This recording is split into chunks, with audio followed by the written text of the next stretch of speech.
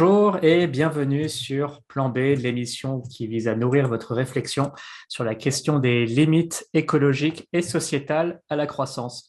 Vous pouvez retrouver l'ensemble de nos contenus sur www.planb.info avec un S à plan. Nous vous encourageons à écouter cette émission en podcast ou en basse définition pour limiter votre empreinte écologique. Aujourd'hui, je reçois Vincent Liéger. Bonjour Vincent. Salut Cyrus, bonjour à toutes et tous. Vincent, tu nous parleras de ton parcours. Tu es auteur, conférencier, consultant sur les questions de décroissance et c'est le sujet dont nous allons parler aujourd'hui. Tu nous parleras de l'évolution de la notion de décroissance depuis 10, 15, 20 ans. Comment c'est passé d'un truc qui intéressait une joyeuse bande d'hurluberlus jusqu'à devenir une idée entrée dans le mainstream. Avec au passage l'arrivée de la collapsologie qui est venue un petit peu bousculer les choses et tu nous en parleras.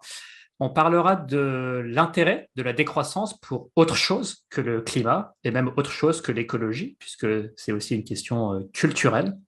On parlera de décroissance en tant que projet économique alternatif, mais qui ne semble pas pour le moment se retrouver dans l'offre politique, ce qui pourtant n'empêche pas de la faire vivre politiquement sans même prendre le pouvoir, et tu nous en parleras. On parlera de pays émergents et de classe populaire dans les pays riches. Ça veut dire quoi, la décroissance, pour ces populations-là qui n'ont pas grand-chose à faire décroître? La question de la démographie et de la décroissance démographique, de répondre à quelques idées reçues type malthusianisme. Et puis enfin, en rebondissant un petit peu aussi sur le précédent entretien de Pierre Sonigo sur Plan B, rebondir sur les questions de santé et de rapport à la mort, en revenant un petit peu sur les réactions qu'on a pu avoir face au Covid. Je m'arrête là, Vincent, pour te laisser te présenter ainsi que ton activité. Alors donc Vincent Liéger, moi ça fait une bonne quinzaine d'années que je m'intéresse à la question de la décroissance. Et ce qui est intéressant, c'est que je suis arrivé à la décroissance avec, je dirais, deux casquettes. La première casquette, c'était celle d'un militant altermondialiste. Donc j'étais étudiant à la fin des années 90, début des années 2000, au moment où il y avait ce mouvement altermondialiste qui a un peu disparu des radars. Et l'altermondialisme, moi, ce qui m'intéressait dedans, c'était, dans un premier temps, bien sûr, la justice sociale avec une critique radicale du néolibéralisme, peut-être l'ultralibéralisme qui domine aujourd'hui. Et puis, l'autre chose, c'était la lutte contre toute forme d'impérialisme, avec au début des années 2000, ce qui était l'impérialisme états-unien dans cette guerre contre le terrorisme, et puis toute une décennie qu'on a un peu oubliée, qui était animée autour de la peur du terrorisme, d'une fuite en avant guerrière, notamment au Moyen-Orient, au Caucase, avec des conséquences terribles, derrière lesquelles on trouvait aussi déjà des enjeux énergétiques, parce que quand on regarde la carte des pays qui ont été attaqués dans cette période-là, c'est très proche des cartes liées aux ressources fossiles et aussi au chemin que prennent ces ressources fossiles pour aller vers notre modèle consumérisme en Occident. Donc, je m'intéressais à ces questions-là et les questions environnementales n'étaient pas nécessairement quelque chose qui m'interpellait. Et c'est à travers un parcours de vie où je suis venu en stage en Hongrie, où j'habite aujourd'hui, à Budapest, que j'ai rencontré les mouvements altermondialistes hongrois qui, eux, s'intéressaient plutôt aux questions de justice environnementale, les questions écologiques, parce que la critique du néolibéralisme, donc du capitalisme, était moins aisée dans un pays qui sortait du bloc de l'Est. Et j'avais du mal à connecter les deux. Et c'est ma deuxième casquette, celle d'ingénieur, parce que je suis ingénieur de formation, qui m'a amené à faire le lien entre les deux. Et en tant qu'ingénieur, j'ai commencé à m'intéresser à l'économie. Et puis, au départ, à l'économie de l'environnement, puis l'économie de l'écologie. Et un ami que j'ai rencontré à Budapest qui finissait sa thèse en économie de l'environnement m'a parlé du fameux Nicolas Georgescu-Roegen. Et Nicolas Georgescu-Roegen m'a permis de faire le lien entre toutes ces questions-là, parce que Nicolas Georgescu-Roegen rappelait que les sciences physiques sont aujourd'hui régies par les lois de la thermodynamique. Or, tout ce qui est enseigné dans les facultés d'économie depuis plusieurs décennies, ça continue avec le cas, reste enfermé dans le paradigme newtonien. Et donc, est dans le déni du fait qu'on vit sur une planète qui s'appelle la Terre, qui a fait face à un certain nombre de finitudes et qui est régie par les lois de la physique, en particulier la seconde loi de la thermodynamique, qui est la loi de l'entropie. Et Georgescu-Roegen se proposait d'appliquer la loi de l'entropie au processus économique, et c'est à travers cela que j'ai compris que les choses étaient intimement liées, que l'économie se passait dans l'environnement, qu'il n'y avait pas de justice sociale sans justice environnementale et sans prise en compte de ce qu'il y avait derrière nous. Et petit à petit, je me suis d'abord intéressé aux limites physiques à la croissance. On était dans la deuxième partie des années 2000. On était dans cette période où on commençait à flirter, on a atteint le pic de production de pétrole conventionnel, et puis on était plusieurs à faire le lien entre cette tension sur les énergies fossiles qui, par extension, crée des tensions sur l'ensemble des ressources, crée une inflation monstrueuse, et puis l'explosion de bulles spéculatives que beaucoup ont anticipé à l'époque. C'est-à-dire que ce qu'on est en train de vivre aujourd'hui de nouveau n'a rien d'exceptionnel. On l'a déjà vécu au cours des années 2000 et j'étais un peu dans une forme de catastrophisme éclairé où je passais ma journée en devenant toujours plus stressé et fou et agaçant pour mon entourage sur les indicateurs du cours du cuivre, les indicateurs du pétrole, quelle bulle spéculative va exploser la première. Et je m'attendais à un grand soir. Il y a eu donc 2008, ce qu'on a appelé la crise des subprimes qui est arrivée. Et ce grand soir n'a pas eu lieu. Et la décroissance que j'ai découverte à ce moment-là m'a permis de donner du sens à tout ce que je pouvais observer et ce qui se passait et amener un peu plus de complexité. Parce que la décroissance s'intéresse de manière tout à fait sérieuse aux limites physiques à la croissance, ce que tu fais toi aussi. Il y a un travail remarquable qui est fait actuellement, beaucoup plus qu'à l'époque. On était très peu à s'intéresser à ces questions-là autour des limites physiques à la croissance, avec toutes ces dimensions de biodiversité, d'acidification des océans, de changement climatique, de boucles de rétroaction, et puis aussi d'un point de vue ressources, les tensions sur les ressources, comment la tension sur le pétrole peut entraîner des tensions sur d'autres matériaux, sur d'autres extractivistes, sur l'agriculture. Donc, il y avait tout ça, mais surtout, on faisait le lien avec les limites culturelles à la croissance. Et je dirais, depuis cette période-là où je suis devenu un peu fou et j'ai agacé beaucoup de monde autour de ce catastrophisme éclairé, je me suis surtout focalisé, concentré aux limites culturelles à la croissance. Et qui dit limite culturelle à la croissance, c'est vraiment ce lien entre si découplage il y a, il n'est pas entre celui que nous vend au quotidien, qu'est le découplage de la croissance verte, c'est-à-dire qu'on arriverait à continuer à avoir une croissance du PIB tout en ayant une baisse de notre impact environnemental et de notre impact sur les tirages en ressources, etc. En fait, le découplage, il est présent sur le fait qu'on continue à avoir une économie de surconsommation, qui est au-delà des capacités de la planète de subvenir à notre consumérisme, notre productivisme. Mais en même temps, il y a découplage parce que le bien-être a tendance soit à stagner, voire à baisser de manière assez forte. Et quand j'ai le bien-être, c'est le bien-être subjectif et puis un certain nombre d'indicateurs. Et la décroissance nous invite, d'un point de vue culturel, à poser toutes ces questions complexes sur notre rapport, pour le dire simplement, sur notre rapport sur qu'est-ce qu'est une vie bonne, qu'est-ce qu'est une vie où quand on se lève le matin, on a l'impression d'avoir fait des choses qui avaient du sens. On a l'impression d'avoir été vertueux à la fois pour son environnement, pour ses proches. On a l'impression d'avoir été libre et autonome dans les choix qu'on a pu faire sur comment on occupe ce temps privilégié qui est donné à tout individu sur cette planète de naître et de mourir. Donc, on a quelques décennies à vivre sur cette planète. Et qu'est-ce qu'on fait sans participer à aller toujours plus vite et à s'autodétruire? Et puis, au cours de ce parcours, j'ai rejoint le Parti pour la décroissance à la fin des années 2000. J'étais devenu l'un des porte-parole de la décroissance en France. J'ai fait pas mal de militantisme politique autour de ce parti. On avait participé à des élections, mais ce n'était pas vraiment un parti en bonne et due forme, puisqu'on questionnait déjà la notion de parti, la notion de pouvoir.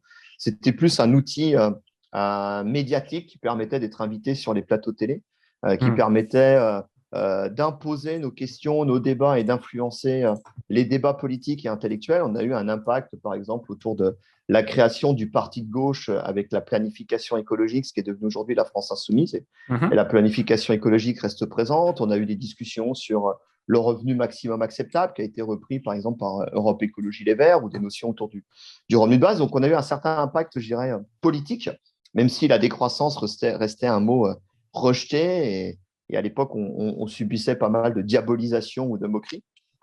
Et puis, par la suite, je suis retourné vivre en Hongrie, où, pour différentes raisons, on pourrait y revenir, j'ai un peu quitté ces réseaux politisés et médiatiques de la décroissance, un peu par choix, par épuisement.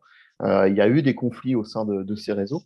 Et j'ai voulu aussi trouver un équilibre à travers le faire. Et en Hongrie, j'ai eu l'occasion, dans un contexte tout à fait intéressant à Budapest, où il y avait tout un réseau de lieux alternatifs avec Mhm. très peu d'argent, avec très peu de ressources, mais énormément de créativité et beaucoup de low-tech, beaucoup d'entraide, beaucoup d'économie de réciprocité, beaucoup de gratuité.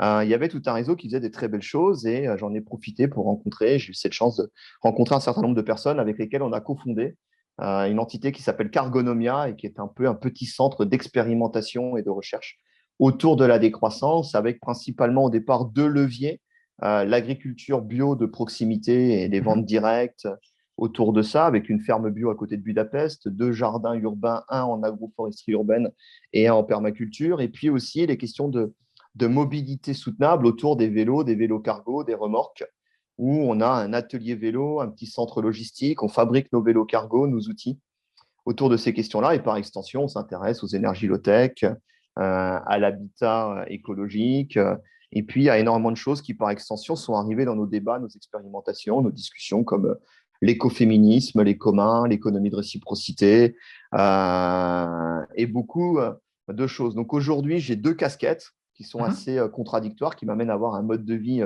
assez contradictoire. Donc, quand je ne suis pas à Budapest, dans les jardins urbains ou dans l'atelier vélo ou dans des workshops à réfléchir dans le concret à tout ça, je suis dans des trains, même de temps en temps un peu dans les avions, moi aujourd'hui, mais des fois je le suis, d'un institut de recherche vers un institut politique, un think tank, Mhm. de plus en plus dans le monde de l'entreprise aussi, c'est intéressant pour y revenir avec, Ouais. où c'est pas facile, à amener, à prêcher la bonne parole pour dire il faut ralentir. Donc j'ai ce mode de vie où à la fois j'accélère pour dire qu'il faut ralentir et puis cet apaisement qui me permet de vivre en adéquation avec mes idées en expérimentant au quotidien quelque chose de merveilleux que moi j'appelle une décroissance conviviale. Là, on va reprendre certains de ces sujets dans l'ordre. Merci pour cette introduction.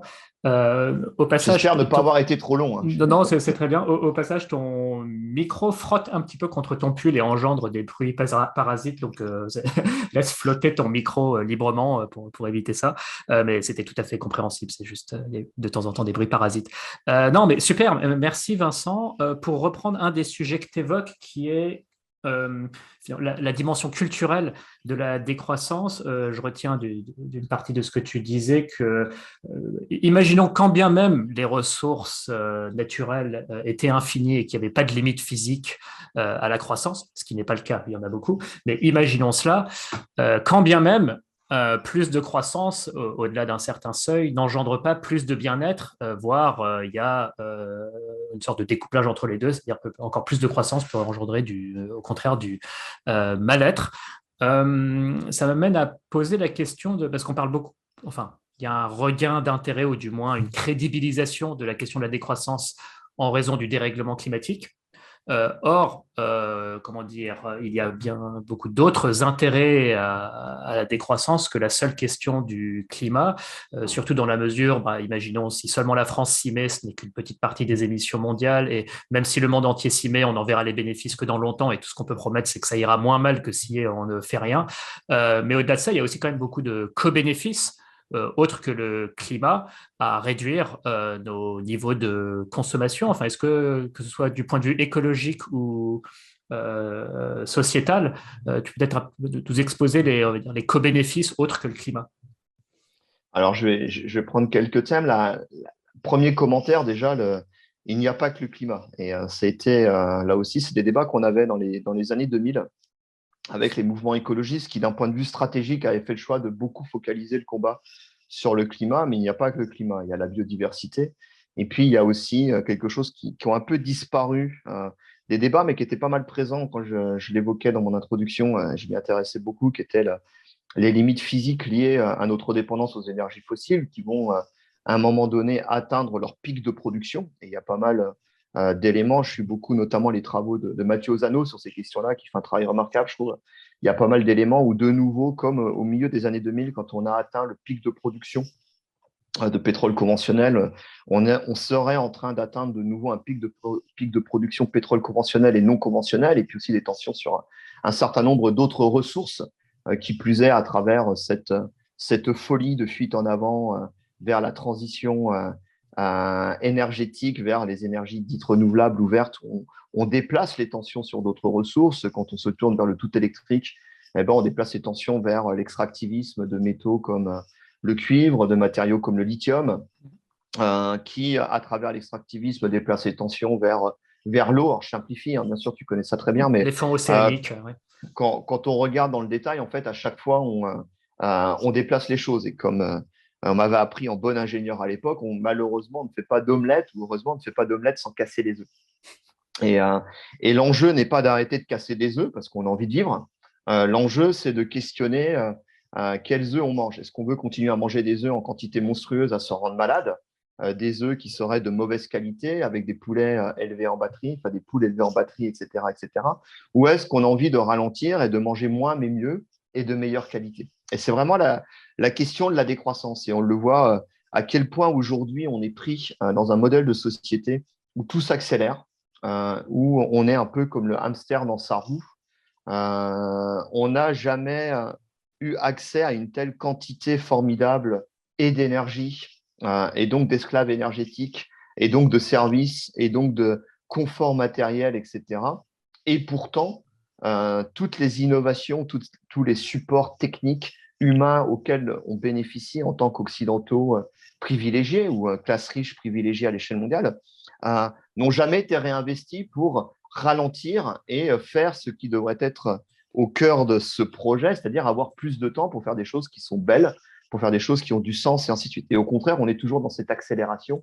Le temps libre est happé par le consumérisme, par la publicité qui va venir occuper notre temps de cerveau disponible pour nous faire désirer toujours plus de choses. Donc on est complètement comme le hamster où je consomme plus pour travailler plus, pour consommer plus, pour travailler plus, etc.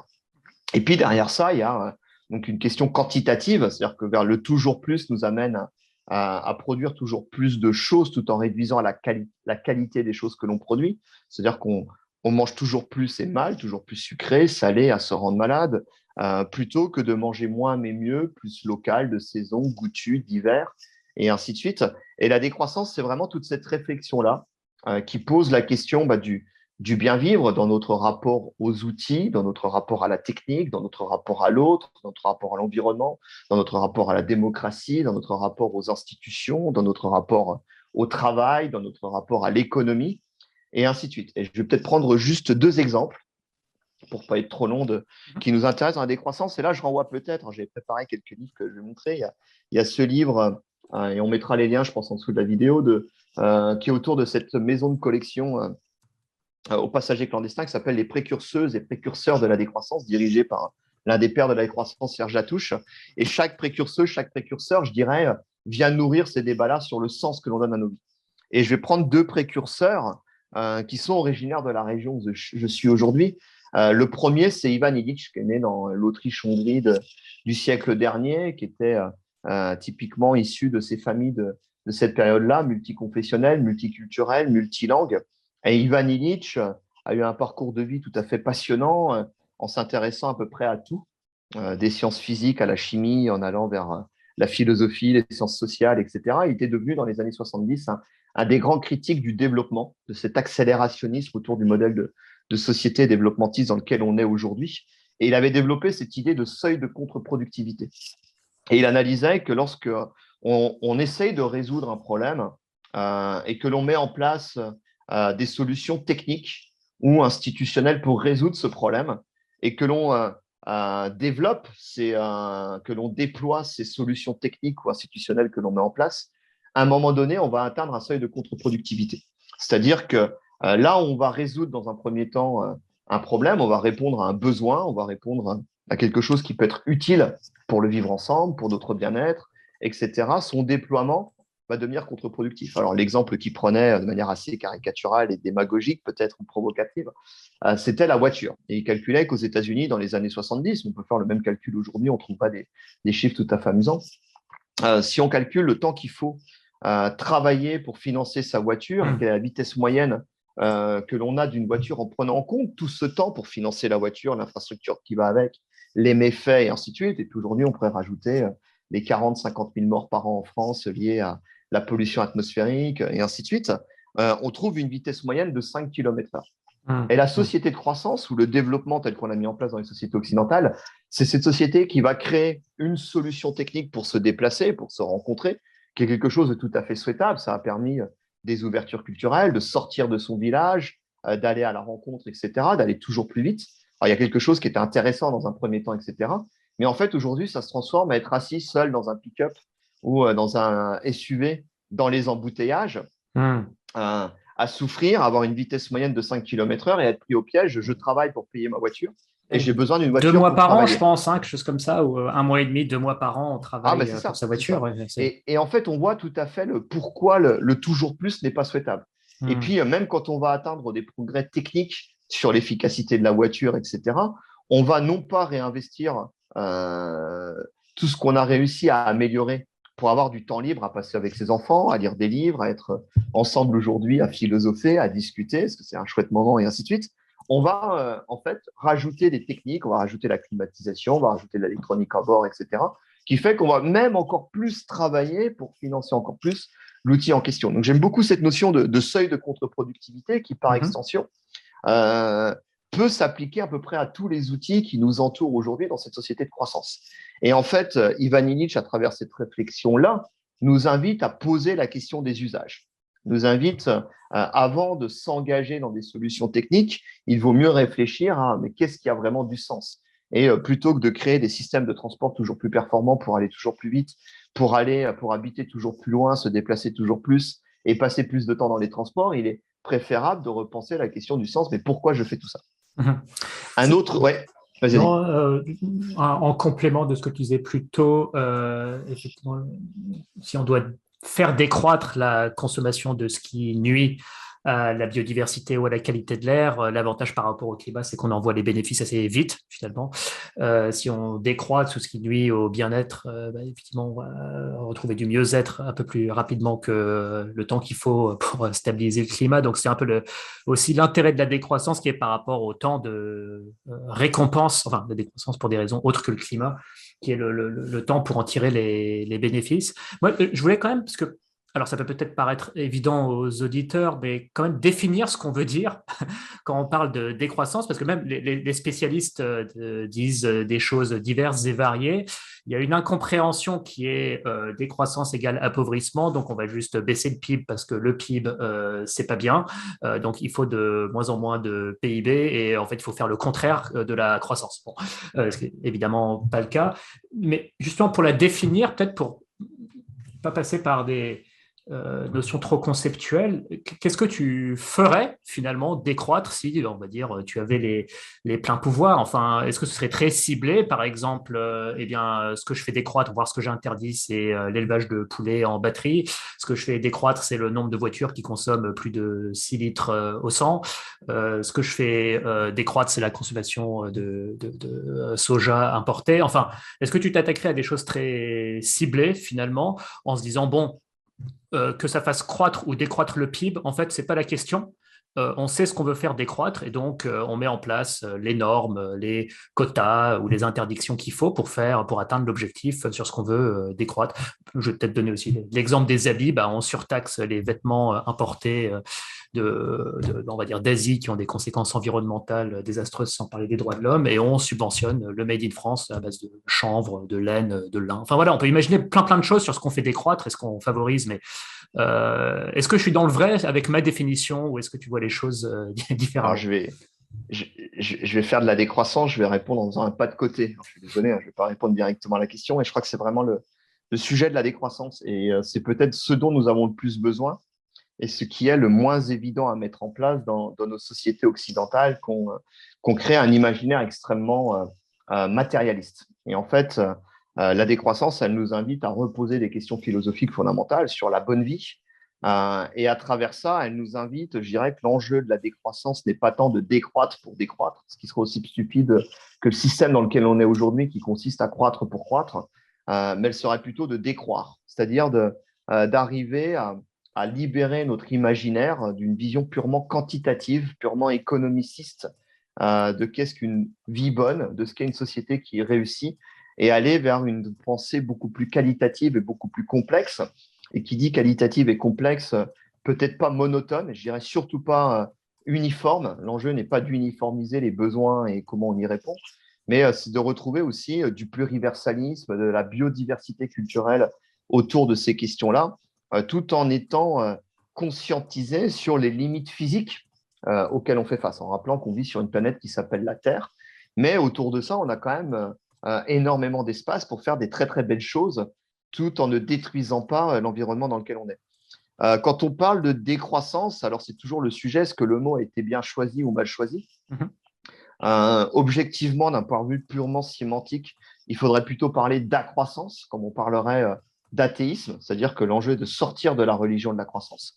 L'enjeu est de penser à l'extérieur du prisme du calcul du PIB, qui consiste à juste additionner des flux d'argent échangés au cours d'une année, puis de calculer d'une année sur l'autre, est-ce qu'on a produit toujours plus pour échanger toujours plus, ce qui n'a pas de sens. Donc, de sortir de cette vision purement réductionniste et économiciste de la société pour aller vers quelque chose de beaucoup plus complexe. Est-ce que je donne du sens à ma vie? Est-ce que j'arrive à le faire de manière vertueuse et dans le respect de l'environnement? Le terme décroissance, malgré tout, dans la société dans laquelle on est aujourd'hui, a une vertu, enfin une double vertu à laquelle moi je reste très attaché. La première, c'est qu'il n'est pas récupérable. On vit dans une société qui est dominée par la publicité, par le marketing, par la communication politique, etc. Et on voit très bien quand en fait, c'était beaucoup plus facile de parler d'environnement avant que ça ne devienne un sujet de société. Depuis que c'est devenu un sujet de société, il faut passer son temps à déconstruire le greenwashing et les mensonges qui sont mis en place par le système dominant, la publicité, etc.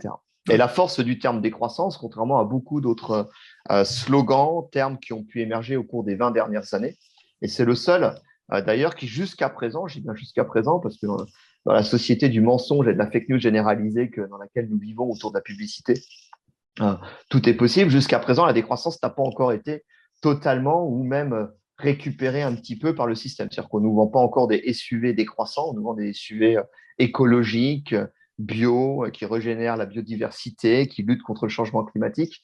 Mais on ne nous vend pas encore de SUV décroissants, mais ça ne saurait peut-être tarder. Donc la grande force de ce mot-là, et ça nous a donné au moins 20 ans pour travailler, pour réfléchir, pour débattre de manière claire, on n'a pas été récupéré par le système. C'est-à-dire que la décroissance reste quelque chose qui d'ailleurs fait très peur au système dominant parce que justement c'est très clair, parce que c'est la deuxième vertu qu'a ce terme.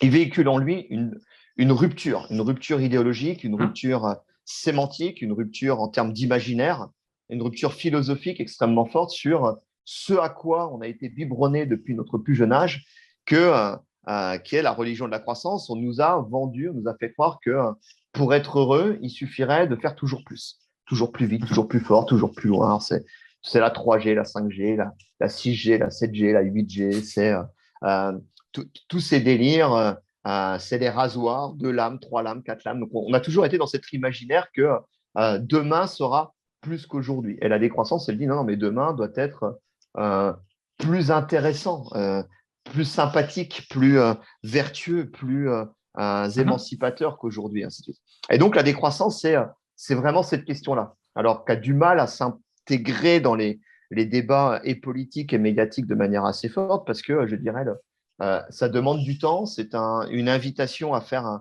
un cheminement individuel, collectif et politique de ce qu'on appelle, on aime bien ce terme de mot barbare, de décolonisation de notre imaginaire, c'est-à-dire un Mhm. changement de paradigme, vraiment un pas de côté, c'est-à-dire de regarder les problèmes de manière différente. Et je crois qu'il y a une période récente qui a été un accélérateur autour de ça, qui a été extrêmement intéressant. Ça a été le premier confinement au début de la pandémie de Covid, Mhm. où dans beaucoup de pays ont émergé des débats. D'un seul coup, quand on se retrouvait, euh, comme aujourd'hui, face à son écran en télétravail, à la Mhm. maison, par rapport au stress, d'un seul coup, on était vulnérable dans une société de toute puissance où on avait fait sortir la mort, la vulnérabilité. On y reviendra dans la discussion de l'imaginaire dominant. D'un seul coup, on était vulnérable et qu'on devait se concentrer à s'occuper des enfants, s'occuper des plus vulnérables, des anciens, s'entraider, trouver de la nourriture, cuisiner. Donc, on revenait à l'essentiel. Mhm. Et d'un seul coup, il y a eu ce phénomène où beaucoup de gens se questionnaient, mais quand je me lève le matin, est-ce que ça a vraiment du sens? La journée que je passe tous les jours, après avoir été dans les embouteillages, dans mon SUV, à passer 8 heures, 9 heures, 10 heures devant un ordinateur, dans des réunions, à produire des choses qui n'ont pas de sens, à remplir des fichiers Excel que personne ne lit, ce que David Graeber, l'anthropologue états-unien, appelait des bullshit jobs, ou encore pire, parce qu'on parle beaucoup des bullshit jobs, mais il y a aussi tous ces jobs qui étaient inutiles. Et l'être humain est un animal social qui a besoin de s'accomplir, qui a besoin de la reconnaissance autour de ce qu'il fait, etc. Les boulots inutiles sont encore plus déprimants, c'est-à-dire que je ne sers à rien dans la société, ce qui est la violence aussi dans une société de travail ou organisée autour du travail avec le chômage. Et puis, il y a encore pire, c'est tous ces boulots qui vont à l'encontre de notre éthique. C'est une grande majorité ou une grande partie des cadres dans les pays occidentaux qui se lèvent le matin et qui sont condamnés à faire des choses ou à imposer des choses ou à prendre des décisions qui vont aller à l'encontre de leur éthique. Moi, je suis ingénieur de formation. Beaucoup de mes collègues diplômés, camarades de classe de l'époque, diplômés à la même période que moi, sont en contradiction entre leurs valeurs et le boulot qu'ils font aujourd'hui. Mais ils sont pris au piège parce que voilà, il y a la famille, ils ont emprunté pour acheter la maison, etc. Ils se retrouvent dans le contexte militaro-industriel, ils se retrouvent dans l'automobile, etc. Où en fait, c'est beaucoup plus vertueux de ne pas se lever le matin que de se lever pour faire des voitures. Et c'est assez contradictoire. Et la décroissance, elle pose toutes ces questions-là en amenant toute une dimension à la fois scientifique extrêmement dure sur le fait on atteint les limites physiques à la croissance. Donc et là, par rapport à tes auditeurs, je pense que je n'apprends rien. Ils sont beaucoup plus informés que moi sur tous ces sujets-là. Mais surtout, on atteint les limites culturelles à la croissance. Et quand on atteint les limites culturelles à la croissance, il est extrêmement intéressant de faire tous ces pas de côté et d'aller voir dans d'autres civilisations, dans d'autres cultures, dans nos sociétés aussi, de rendre visible beaucoup de choses qui ont été invisibilisées sur qu'est-ce qui est vraiment important pour avoir une vie bonne. Et en fait, il y a énormément, même dans nos sociétés occidentales, capitalistes, même dans l'homo economicus dans lequel on est aujourd'hui, c'est un imaginaire dominé par l'économie, même malgré toute cette narration qui est une imposture intellectuelle effroyable du néolibéralisme, de dire que l'être humain est avant tout intéressé par son propre intérêt économique, comment on a détourné la pensée d'un Adam Smith, etc. On se rend compte que dans nos sociétés, il y a beaucoup d'autres choses qui coexistent au quotidien, que ce soit le care, s'occuper des uns des autres, notamment au sein de la famille, la place des femmes par rapport au care, qui est quelque chose qui est invisibilisé parce que c'est pas rémunéré, donc ça rentre pas dans l'imaginaire dominant, ça rentre pas dans la société. Et puis, tout ce qui est, par exemple, les 11-12 millions de bénévoles en France dans le tissu associatif, tout ce qui est l'entraide. Quand on voit un enfant qui tombe dans la rue, on n'est pas en train de calculer comment on peut spéculer dessus. On va tout de suite venir s'entraider, on va aider l'enfant, on va porter secours. Tout ce qui a été aussi des mouvements de solidarité qu'on a pu voir au début de la pandémie, qu'on continue à voir. Donc, on se rend compte que la société est beaucoup plus complexe qu'un discours monolithique qu'on nous a imposé. Et l'enjeu de la décroissance, à travers un voyage en l'histoire des civilisations, un voyage en autre civilisation, comment on en est arrivé là, et aussi à travers une logique de rendre visibles des choses qui sont invisibilisées, c'est d'essayer de transformer notre imaginaire et d'orienter nos sociétés vers d'autres valeurs qui sont autour de la relocalisation ouverte et solidaire. L'enjeu, ce n'est pas de se replier sur soi autour de communautés qui seraient soutenables et efficaces, mais c'est de s'ouvrir et de partager. L'entraide autour de l'écoféminisme, une certaine critique de nos organisations sociales, de notre imaginaire patriarcal, autour des communs, autour de l'autonomie. J'évoquais tout à l'heure Ivan Illich, les seuils de contre-productivité, c'est aussi le père de la convivialité. Et puis, pour aller très vite aussi, des solutions concrètes autour des low-tech, autour de la permaculture et beaucoup d'autres choses comme ça. Donc, comment passer d'une déconstruction pour aller vers une co-construction basée sur d'autres choses beaucoup plus enthousiasmantes, c'est reconstruire de l'utopie. Non, pour reparler du confinement, alors effectivement, bon, je ne me sens pas être trop dans un bullshit job. Voilà, je fais du conseil en politique publique, donc j'ai des politiques d'intérêt général avec lesquelles je n'ai pas trop de soucis. Après, voilà, c'est pas un métier essentiel. Et dans le confinement, alors j'en étais conscient, mais se prendre comme ça en pleine figure, où tu restes chez toi et le monde tourne très bien. Fort heureusement, les éboueurs, les agriculteurs, les infirmières, les chauffeurs de camions continuent de bosser parce que sinon on est mal. Et ces gens-là sont beaucoup moins bien payés. Oui, ça questionne. Alors, c'est des choses évidentes qui étaient déjà évidentes avant, mais se le prendre comme ça, et ne pas en avoir vraiment tiré des leçons après et avoir repris comme avant. C'est vrai que, alors qu'on a eu ce temps de réflexion sur non seulement quel avenir on veut pour nos enfants par rapport aux questions écologiques, mais aussi quelle société, quelle équité on veut.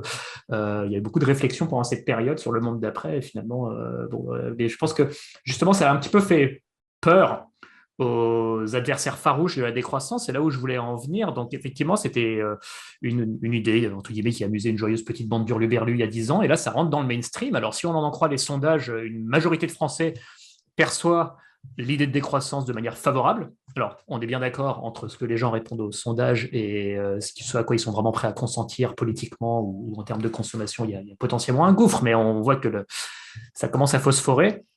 Qu'il y a effectivement, tu le signales, il y a une sorte de saturation de la croissance, il y a des tendances à la déconsommation, alors en partie à cause du déclassement social, de l'appauvrissement, mais aussi par choix ou par satiété, juste je suis équipé, donc je vais juste renouveler tous les 20-30 ans mon frigo, mais voilà, je vais pas, on est arrivé aussi au bout de ce truc-là. Tu as dit que ce n'était pas toujours facile lorsque tu intervenais auprès d'acteurs économiques. Est-ce que tu peux peut-être nous partager ton regard sur l'évolution de l'idée de la décroissance et comment c'est reçu par les uns et les autres? Comment tu as vu évoluer les choses depuis 10 ans? Alors, je dirais même depuis 3-4 ans seulement. Mhm. Il y a vraiment eu une accélération ces 3, 4, 5 dernières années. Il y a 10 ans, c'était un sujet qui était totalement tabou dans le monde de Un gros l'entreprise, mot. euh, qui était totalement tabou dans les sphères économiques et même dans la plupart des grandes écoles. J'avais du mal à parler de décroissance avec mes anciens collègues ingénieurs. C'est quelque chose dont on ne parlait pas dans les écoles d'ingénieurs et ainsi de suite. Et puis, depuis 4-5 ans, alors au départ, c'était plus sur des démarches individuelles, c'est-à-dire de gens qui avaient des positions décisionnaires, qui pouvaient amener ces débats-là au sein de leur entreprise, au sein de leurs grandes écoles, au sein de leur institut de recherche et ainsi de suite, qui petit à petit se tournaient vers des gens comme moi et beaucoup d'autres pour amener ces questions-là. Et puis, je dirais que ça s'accélère, mais avec toute cette tension, c'est-à-dire que l'ADN d'une entreprise, l'ADN d'un entrepreneur, c'est de faire de la croissance. Alors, il y a quand même beaucoup de gens qui sont vertueux et qui essayent de faire de la croissance en bonne intelligence, en prenant en compte les questions environnementales, en prenant en compte les questions sociales, etc. Mais après, on se retrouve sur une logique économique qui ne va pas privilégier des comportements vertueux. Ça rejoint, par exemple, cette lettre signée par 150 actrices et acteurs du monde, puisque tu prenais l'exemple des habits, du monde du business des habits, qui disait dans une lettre ouverte l'été dernier dans Le Monde que si on ne change pas les règles du jeu, on aura beau faire preuve des plus belles volontés du monde pour être vertueux d'un point de vue environnemental et d'un point de vue social, on sera dans des règles du jeu qui ne feront que privilégier ceux qui utiliseront le plus les externalités, qui exploiteront plus, qui iront chercher les niches fiscales et ainsi de suite. Et donc, on sera bouffé par le système. Et c'est pour ça que la décroissance est vraiment une pensée systémique et que quand on se retrouve face au monde de l'entreprise, on a peu de choses à amener comme débat, si ce n'est de dire par secteur, faites comme vos collègues du monde de l'habillement, c'est-à-dire battez-vous pour réguler votre secteur, pour redéfinir collectivement des règles du jeu qui permettent de privilégier des comportements vertueux, qui fait que quand on se retrouve face aux grandes banques, de dire mais le système économique est dans un tel état, ils sont bien placés pour le savoir et ils le confirment, que de toute manière, tout va s'effondrer et que ce serait souhaitable de rompre avec le système spéculatif d'une financiarisation de l'économie. On voit en période de crise de l'économie réelle, l'économie financiarisée n'arrête pas d'augmenter toujours plus ses profits. Donc, il y a une déconnexion totale entre les deux. Donc, voilà, qu'est-ce qu'ils peuvent faire? Être banquier aujourd'hui, c'est faire quoi? Alors, je me souviens d'un débat que j'avais eu au sein de cadre dirigeant d'une grande banque qui disait à ses collègues, hein, si on est honnête avec nous-mêmes, on a grosso modo deux solutions pour être, si on est cohérent par rapport à ce qui est exposé sur la décroissance. Et en tant que citoyenne et citoyen, ces personnes-là ne sont pas plus folles que toi ou moi. C'est-à-dire qu'ils comprennent, ils se posent des questions, ils sont aussi parents, ils sont poussés par leurs jeunes ados par rapport à ces questions-là de manière Tout à souvent très fait. violente. Et il disait, si on est honnête avec nous-mêmes, c'est soit on démissionne, on met la clé sous la porte, soit on était au dernier étage d'un bâtiment à la Défense, soit on saute par la fenêtre, ce qui est pas vraiment une solution. Et c'est là qu'on commence à rentrer un peu dans le dur, c'est-à-dire que Je pense qu'aujourd'hui, la vraie question, alors on parle beaucoup de transition, moi je pense que il faudrait parler plutôt d'accompagnement au changement. Et il faut une transformation radicale de la manière dont on pense la société. Moi, je pense que ce qui nous a amené dans les problèmes que l'on connaît aujourd'hui, c'est, et c'est ce que j'allais évoquer quand je voulais parler d'un deuxième penseur qui inspire beaucoup la décroissance, qui est d'origine hongroise, qui est Karl Polanyi, c'est comment l'économie, le marché est devenu central dans l'organisation de nos sociétés. C'est-à-dire que quelqu'un comme Emmanuel Macron, mais comme Viktor Orban ici en Hongrie, on prendrait n'importe quel leader politique aujourd'hui, ne font plus de la politique. C'est-à-dire qu'ils ne sont pas là pour être représentants d'un vivre ensemble, être représentants de valeurs communes, être représentants de la démocratie comme un outil qui permet de pacifier les conflictualités. Mais ils sont là pour être des administrateurs froids d'un système économique. Et l'économique est aujourd'hui au-dessus de la politique. Et l'un des enjeux de la décroissance, c'est de remettre l'économie à sa place. Donc, de repenser la place que joue l'argent d'un point de vue aussi symbolique, d'un point de vue culturel. Est-ce qu'il ne faudrait pas aller vers des sociétés beaucoup plus, voire totalement démonétisées? Est-ce qu'on n'a pas fait une erreur en mettant en place de l'argent dans nos modes de vie? C'est repenser qu'est-ce qu'une entreprise, le rôle de l'entreprise. Oui, il faut faire des choses ensemble. À un moment donné, l'entreprise a cette vertu de créer des dynamiques collectives d'une puissance effroyable, de faire se lever quelque chose comme Amazon a une puissance effroyable, mais qui passe par de la coercition, qui passe par des choses extrêmement violentes, non souhaitables. Alors, entre Amazon et des formes coopératives, il y a énormément de choses à explorer, des choses à détruire, à supprimer notre modèle organisationnel et en même temps d'autres à inventer, à mettre en place. Est-ce que ça passe par l'argent ou pas? Comme je disais, je ne sais pas. De rompre avec le productivisme, de repenser, je parlais de relocalisation ouverte, de repenser nos économies. L'économie, c'est la gestion de la maison, étymologiquement, de repenser nos économies dans le cadre d'un territoire donné. Et la relocalisation ouverte, relocalisation a cette vertu d'arrêter de faire voyager un peu tout et n'importe quoi dans tous les sens. On l'avait vu quand il y avait ce porte-conteneur qui était bloqué dans le canal de Suez. Quand on regardait la liste des produits qui étaient bloqués, c'était complètement délirant. Il y avait des moutons vivants, il y avait du thé, il y avait des tomates, il y avait tout et n'importe quoi. Et ça n'a pas de sens de faire tout se déplacer en permanence dans des logiques purement de profit économique, d'optimisation fiscale, de niche fiscale, de dumping social, etc. Donc, de relocaliser nos productions. Mais relocaliser notre production, ça a aussi cette vertu essentielle qui est de reconscientiser les populations sur qu'est-ce qu'on produit. Aujourd'hui, on achète des produits, notamment la machine que j'utilise actuellement pour te parler, parce que je ne suis jamais confronté dans mon quotidien à la mine de cobalt et les enfants qui travaillent dans la mine de cobalt menacés par des mitraillettes, etc., pour aller extraire dans les conditions environnementales humaines effroyables que l'on connaît, le cobalt nécessaire à produire la machine que j'ai.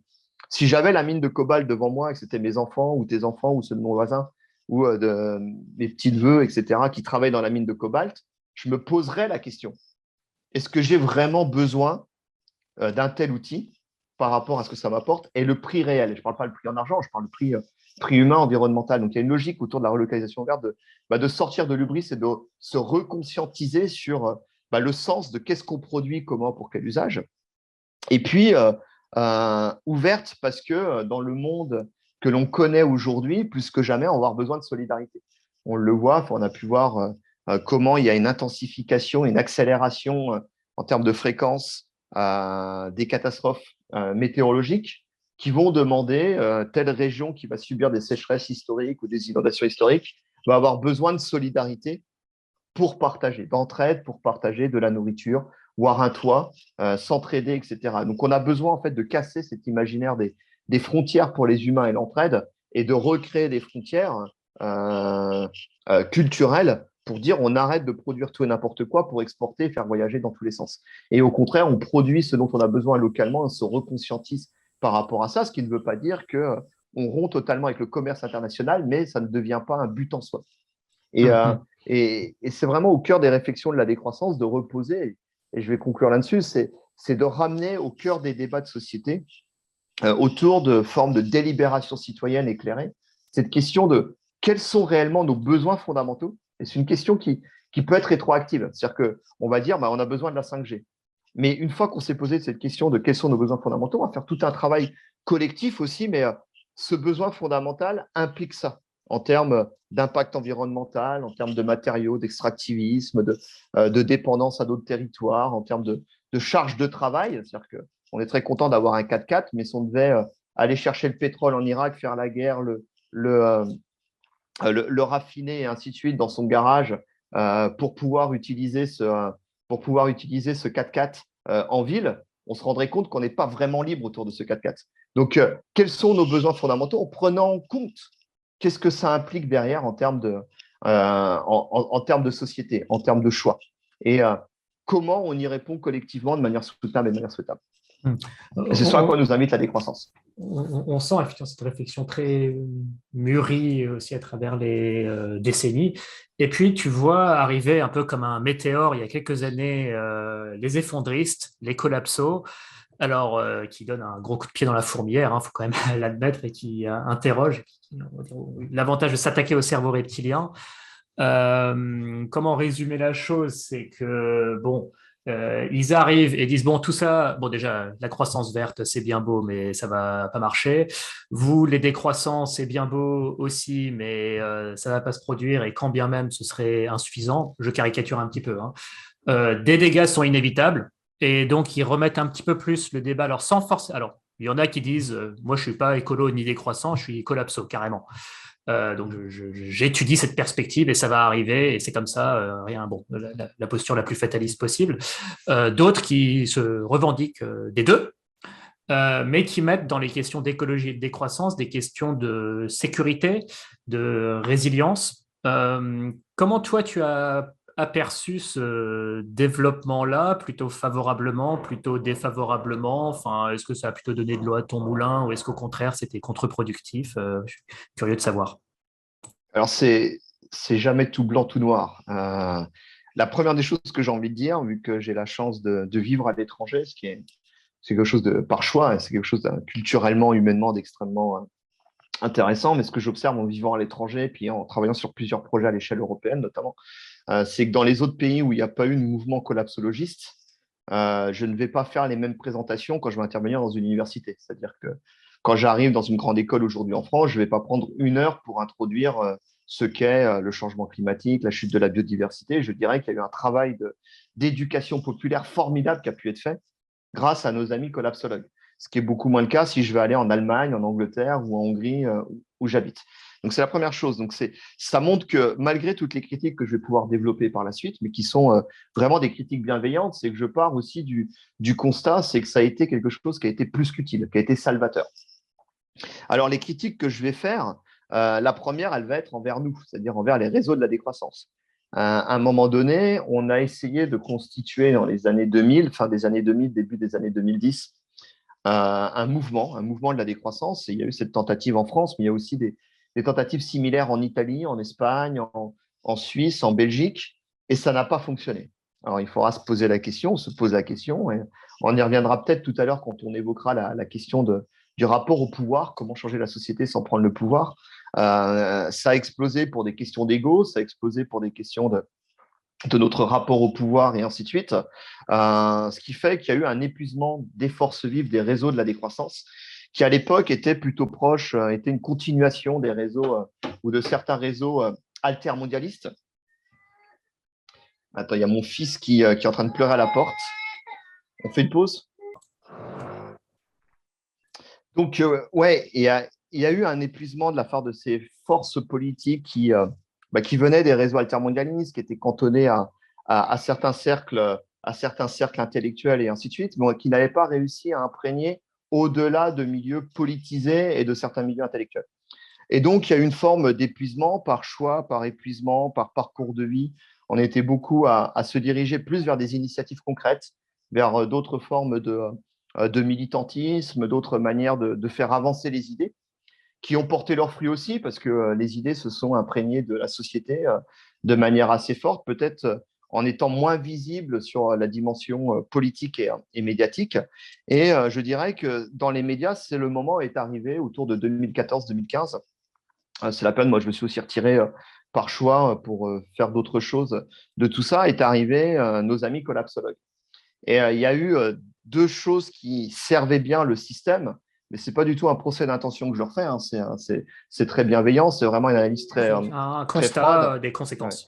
Et c'est qu'en fait, ils arrivaient à un moment où ça devenait beaucoup plus compliqué pour le système dominant d'ignorer les questions posées par les décroissants d'un point de vue limite physique à la croissance. C'est-à-dire que les gens se rendaient de plus en plus compte que les étés étaient plus différents, qu'on avait plus d'hiver, il commençait à y avoir des catastrophes toujours plus surprenantes. Donc, on voyait vraiment dans les discussions, je dirais, dans les bistrots de pays, un peu partout sur le territoire, les gens commençaient à se rendre compte qu'il y a quelque chose qui Qui n'allait cloche. plus. Donc, le système dominant ne pouvait plus l'ignorer.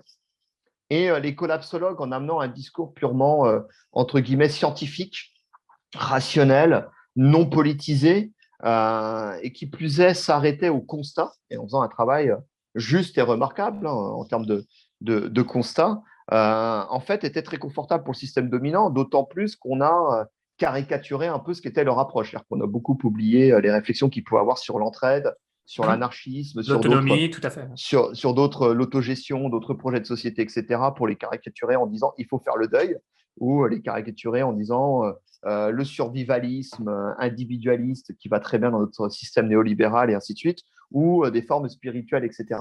Et ils ont été quelque part pris dans un système médiatique, et je sais bien que quand tu commences à aller dans les médias, bah, tu es très facilement dépossédé de ton discours, tu deviens une figure toi-même, une figure médiatique d'un système qui peut vite te dépasser. Donc, il faut toujours être vigilant avec ça, ce qui ne veut pas dire qu'il ne faut pas y aller. Quand on a, je crois, des ouvertures et qu'on peut faire passer des messages, il faut essayer de jouer, mais tout en étant humble et en ayant conscience des limites de l'exercice. Et donc, d'un seul coup, un point bénéfique du truc, c'est que bah, ces constats qui étaient à l'époque cantonnés à des milieux très militants, très limités, à des cercles intellectuels, etc., d'un seul coup, sont ouverts à une population beaucoup plus large, qui plus est aux plus jeunes, mais avec quelque Mhm. chose de violent et qui participe à créer l'éco-anxiété. Mais l'éco-anxiété n'est pas présente qu'en France où il y a le mouvement collapsologue, on la retrouve à l'échelle mondiale. Donc, ce n'est pas uniquement eux qui sont responsables de ça. Et ils y ont contribué aussi. Mhm. C'est-à-dire qu'à un moment donné, on a mis dans la tête de beaucoup de gens, notamment les plus jeunes, qui étaient les plus à même. Quand on est jeune, on est plus à même à questionner le système que quand on a 50 ans et qu'on a la tête d'une grosse boîte ou qu'on a participé toute sa vie à un système en pensant y faire des choses vertueuses. Ils se sont rendus compte qu'on était à la fin d'un cycle et qu'on allait vers des catastrophes. Et Mhm. donc, il y a eu un premier effet un peu pervers, c'est que ça a créé toute une jeune génération à la fois très éclairée sur les enjeux auxquels on fait face aujourd'hui, mais aussi, et il n'y a pas que les collapsologues, c'est lié à la victoire du néolibéralisme culturel dans nos sociétés, une forme de dépolitisation extrêmement forte. Et moi, ce que j'observe avec beaucoup de nos stagiaires ou d'étudiants avec lesquels je travaille sur des projets, etc., c'est-à-dire qu'ils ils sont extrêmement matures, surtout si je compare par rapport à là où on était quand on avait leurs âges, etc., d'un point de vue du constat, mais pas du C'est constat uniquement impressionnant des fois, sur, hein. Mm. ouais, même pas uniquement que sur les enjeux, je dirais, environnementaux, sur le constat aussi sur les enjeux de rapport de domination qu'il y a au sein de notre société, autour du patriarcat, notre histoire colonialiste, esclavagiste, etc., etc. Donc, c'est extrêmement intéressant.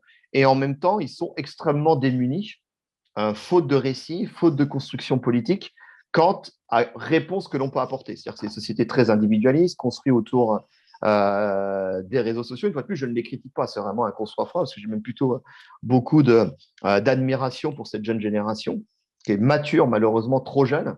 C'est quelque chose de violent aussi, qui est poussé à être mature trop jeune du fait du péril auquel ils font face. Et ils ont très peu d'outils sur lesquels s'appuyer, qui sont les outils qu'on devrait avoir pour répondre à ces enjeux-là. Et qui sont, moi, je pense, les outils que l'on a dans la décroissance, c'est-à-dire une pensée beaucoup plus systémique, beaucoup plus politique, qui permet en fait de faire le lien entre les différents enjeux. Ce qui fait qu'on a pu voir l'émergence de mouvements comme le zéro déchet, comme le véganisme, etc., qui s'appuient sur une réponse que l'on peut faire à l'échelle individuelle, mais qui ne sont pas des mouvements politiques qui permettent collectivement la construction d'une nouvelle narration et des transformations systémiques à la hauteur des enjeux. Mm. Et donc, la collapsologie, c'est marrant, elle a un peu disparu depuis la fin de l'été dernier. Et je trouve que la décroissance est revenue un peu dans les débats grâce à la campagne, à la primaire écologiste de Delphine Bateau, qui a fait un choix réfléchi et juste et sincère de défendre les idées de la décroissance. Il y a eu la sortie de mon dernier livre où j'étais un peu dans les médias. Il y a des figures comme Timothée Paris et d'autres qui reviennent dans les médias qui émergent. Alors, on est très, très, très, très, très, très, très, très loin d'être à la hauteur des enjeux, mais j'espère que la décroissance, et on en parle quasiment, enfin, quand tu écoutes France Culture, France Inter, il n'y a pas une journée sans qu'il y ait une. On en parle, souvent on en parle de manière fausse, mais on en parle. Et j'espère que la décroissance va réoccuper toujours plus ce terrain, parce que pour moi, elle est salvatrice, notamment pour les plus jeunes qui se posent beaucoup de questions et qui se sentent démunis, parce qu'elle permet de reconstruire en fait toute une réflexion philosophique et politique qui, qui peut déboucher sur de nouvelles visions de monde à construire, de projets de société à construire, et qui peut participer à des formes de politisation au sens noble du terme, dont on a besoin plus que jamais pour répondre à ces enjeux systémiques extrêmement complexes. Bon, un récit de la collapsologie, je ne sais pas si c'est le récit dominant, mais c'est qu'on va être contraint plus ou moins rapidement à quitter les villes, à recréer des petites communautés autonomes, que voilà, on va manquer d'énergie, que que le climat va s'acharner contre nous, etc. Effectivement, je ne sais pas s'il y a un autre récit qui émerge depuis les questions de confinement et on va dire de retour de l'État qui peut décréter du jour au lendemain, faites tous ceci et tout le monde s'exécute. Mais il se développe aussi un récit de régulation politique de l'effondrement, c'est-à-dire on peut encore garder le contrôle. Alors le niveau de vie, la qualité de vie peut peut-être décliner, on consommera moins d'énergie, certaines choses vont peut-être s'effondrer, la démocratie par exemple, j'en sais rien. Mais on garde le contrôle, c'est-à-dire tout à coup on se voit amputé de la moitié de notre approvisionnement pétrolier, on décrète des confinements, on décrète ce qu'il faut, on ferme les aéroports comme on a su faire et on voit que ça n'empêche pas de manger. Donc ça, je pense que c'est une piste quand même. Je dis pas pour ou contre, c'est Non, en mais termes de ce qui pourrait se passer. Je pense que cette il y a question des de débats là-dessus, je l'autorité de pense. l'État, Ouais. voilà. Il y a des débats là-dessus, je pense notamment aux travaux qui ont été faits par Mathilde Soubin au sein de l'Institut Le Momentum rationnement, oui. sur la question du rationnement. Alors, nous, on est plutôt, vu que dans la décroissance, il y a quand même une dominante assez forte, assez libertaire, assez démocratique, enfin fondamentalement démocratique. Moi, je dis souvent, on peut facilement remplacer le mot décroissance par démocratie. J'ajouterais démocratie directe, délibérative et ainsi de suite. Et c'est ce qu'on avait développé dans un bouquin qui s'appelait Un projet de décroissance autour de la notion de dotation inconditionnelle d'autonomie, qui consisterait en fait, et d'ailleurs ça rejoint des études qui sont faites, et alors j'ai pas encore eu le temps de regarder tout ça dans le détail, et je vais débattre avec eux dans quelques jours autour de l'Obsoco, qui est cet institut qui Ouais. fait des études sur le rapport justement de la société par rapport aux enjeux du 21e siècle, et qui mettent en évidence depuis plusieurs années qu'il y avait une tendance vers toujours plus de décroissance, c'est-à-dire à aspirer à la décroissance. Il y a des majorités qui émergeaient dans les sociétés d'Europe de l'Ouest, au moins là où des travaux ont été faits, en particulier en France, vers le fait que la décroissance en termes de sobriété et de partage est une réponse qui est beaucoup plus juste, beaucoup plus cohérente, beaucoup plus souhaitable que à la fois ce que les médias dominants nous rabâchent en longueur de journée, du matin au soir, qui est ce pari perdu, totalement délirant, suicidaire de la croissance verte, des technologies vertes, de l'innovation technique, et ainsi de suite. C'est-à-dire que il n'y a pas une adhésion très forte dans nos sociétés. Et puis, tu as le troisième projet que tu évoques, qui serait des formes d'écofascisme ou de régulation par le haut. Pour éviter les catastrophes, on aurait un État ou des gouvernements protecteurs qui mettrait en place des règles basées sur une forme de rationalité scientifique, sur qu'est-ce qu'on peut faire, ne pas faire, comment on va rationner telle chose, combien de kilowattheures de telle chose pour tel type de consommation par personne, et ainsi de suite. Et la décroissance est en train de gagner, et en ayant des discussions ce matin, je ne suis pas allé dans le détail, mais on va en débattre. Apparemment, la période de Covid a renforcé cette approche-là. C'est-à-dire que les gens, face à la peur, sont demandeurs. Alors après, est-ce qu'il y a une D'autorité. question générationnelle? Sont demandeurs d'autorité, etc. Et on voit avec le Covid que, alors après, on pourra en débattre, mais la précédente vidéo que tu as fait, je trouve, était très éclairante par rapport à ces questions-là. C'est qu'on est dans une fuite en avant autoritaire, soi-disant dirigée par une forme de scientifisme éclairé. La réalité est tout autre. On est plutôt dirigé par une forme de folie scientifique, des mauvaises lectures scientifiques. Et le Covid est quelque chose d'extrêmement complexe, mais le changement climatique, la chute de la biodiversité, les problèmes auxquelles on fait face, y compris les pandémies ou les syndémies comme le Covid est, sont encore plus complexes. Donc, je dirais de laisser ça dans les mains Oui. d'une pseudo-élite éclairée qui va nous imposer par le haut ce que seraient les comportements Et qui n'est vertueux. pas dénué de Et conflit d'intérêts aussi. en plus, Ouais. il y a toutes ces questions-là. Enfin, on n'est pas dupe sur le modèle de société dans lequel on est, qui est quand même dirigé ou dominé par les lobbies. C'est pas faire être conspirationniste que de dire ça, c'est une réalité. Bon, Moi, me laisse extrêmement perplexe. Et c'est pour ça que je pense que la décroissance est d'autant plus importante comme projet émancipateur d'éducation populaire, de délibération citoyenne. Et je sais que tu voulais revenir dans la discussion. Je ne sais pas si on est déjà là, je fais la transition et tu m'arrêtes si je vais trop vite. non, vas-y. Je pense que l'expérience et l'expérimentation merveilleuse qu'il y a pu y avoir autour de la Convention Oui, citoyenne voilà. Alors, nous montre pardon que ce que Vincent, juste, l'on... effectivement, on est en Oui. train d'embrayer sur on retrouve, on semble peu retrouver la question de la décroissance dans l'offre politique actuellement. Donc, effectivement, la Convention citoyenne pour le climat, c'est un exercice démocratique et politique assez intéressant qui a donné lieu à des propositions qui vont dans le sens d'une certaine décroissance. Mais effectivement, je veux bien qu'on embraye sur ce sujet-là, c'est-à-dire, bon, bah, il n'y a pas un parti pour la décroissance là, qui, à court terme, va prendre le pouvoir.